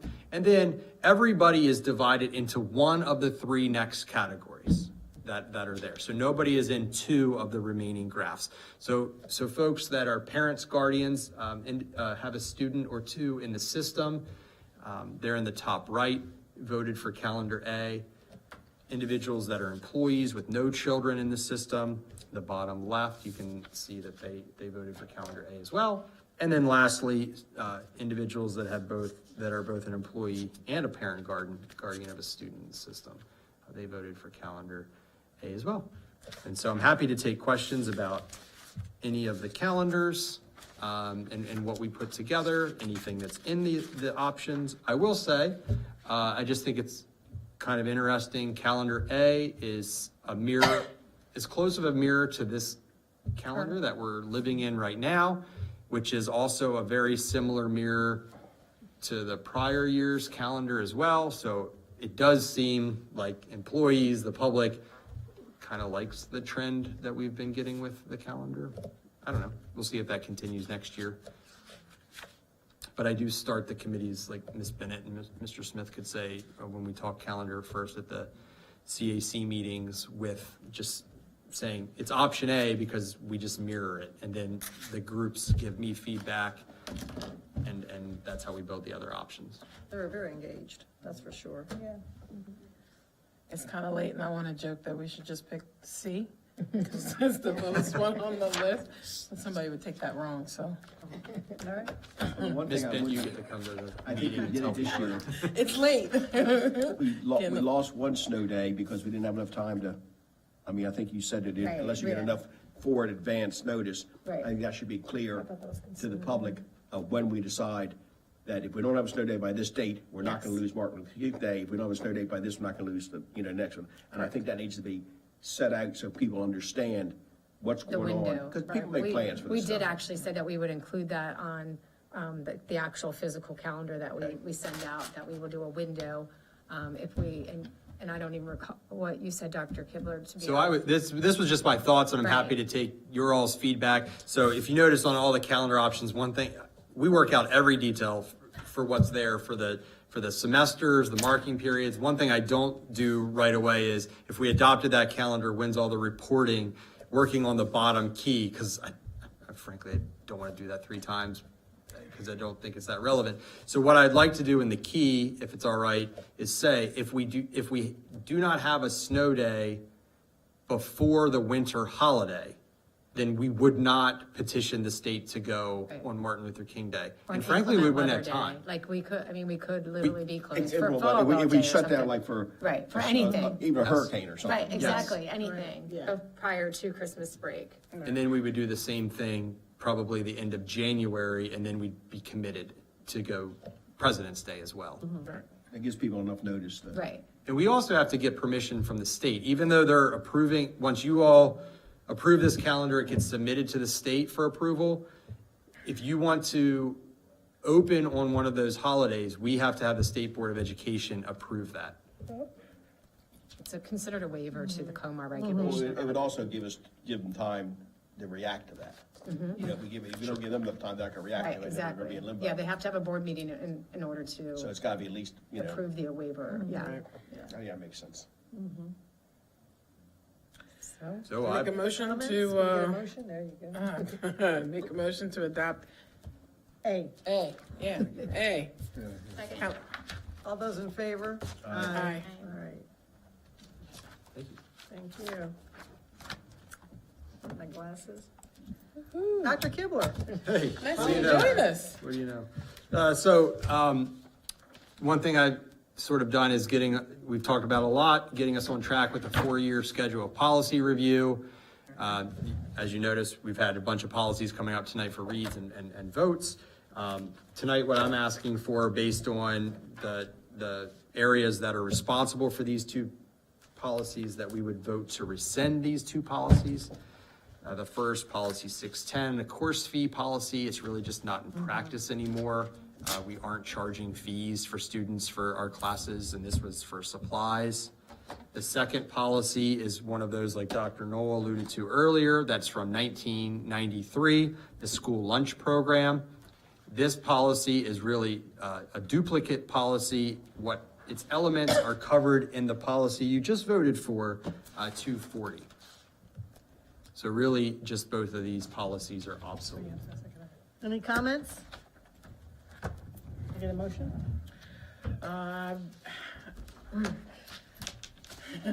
I suggest the Queen Anne's County Board of Ed rescind policy 610 and policy 245. Second. All those in favor? Aye. Thank you. One more thing. No, Oh, that's funny. Amy's. Okay, I assume, is anyone here for comment? Okay. Future meetings, we canceled our budget work session for February 14th. So the next session will be a budget/work session on February 21 at 5 PM. And then there will be another budget work session on February 28th at 5 PM. Okay? Any motion to close? So moved. All those in favor? Aye. Thank you. See you next time.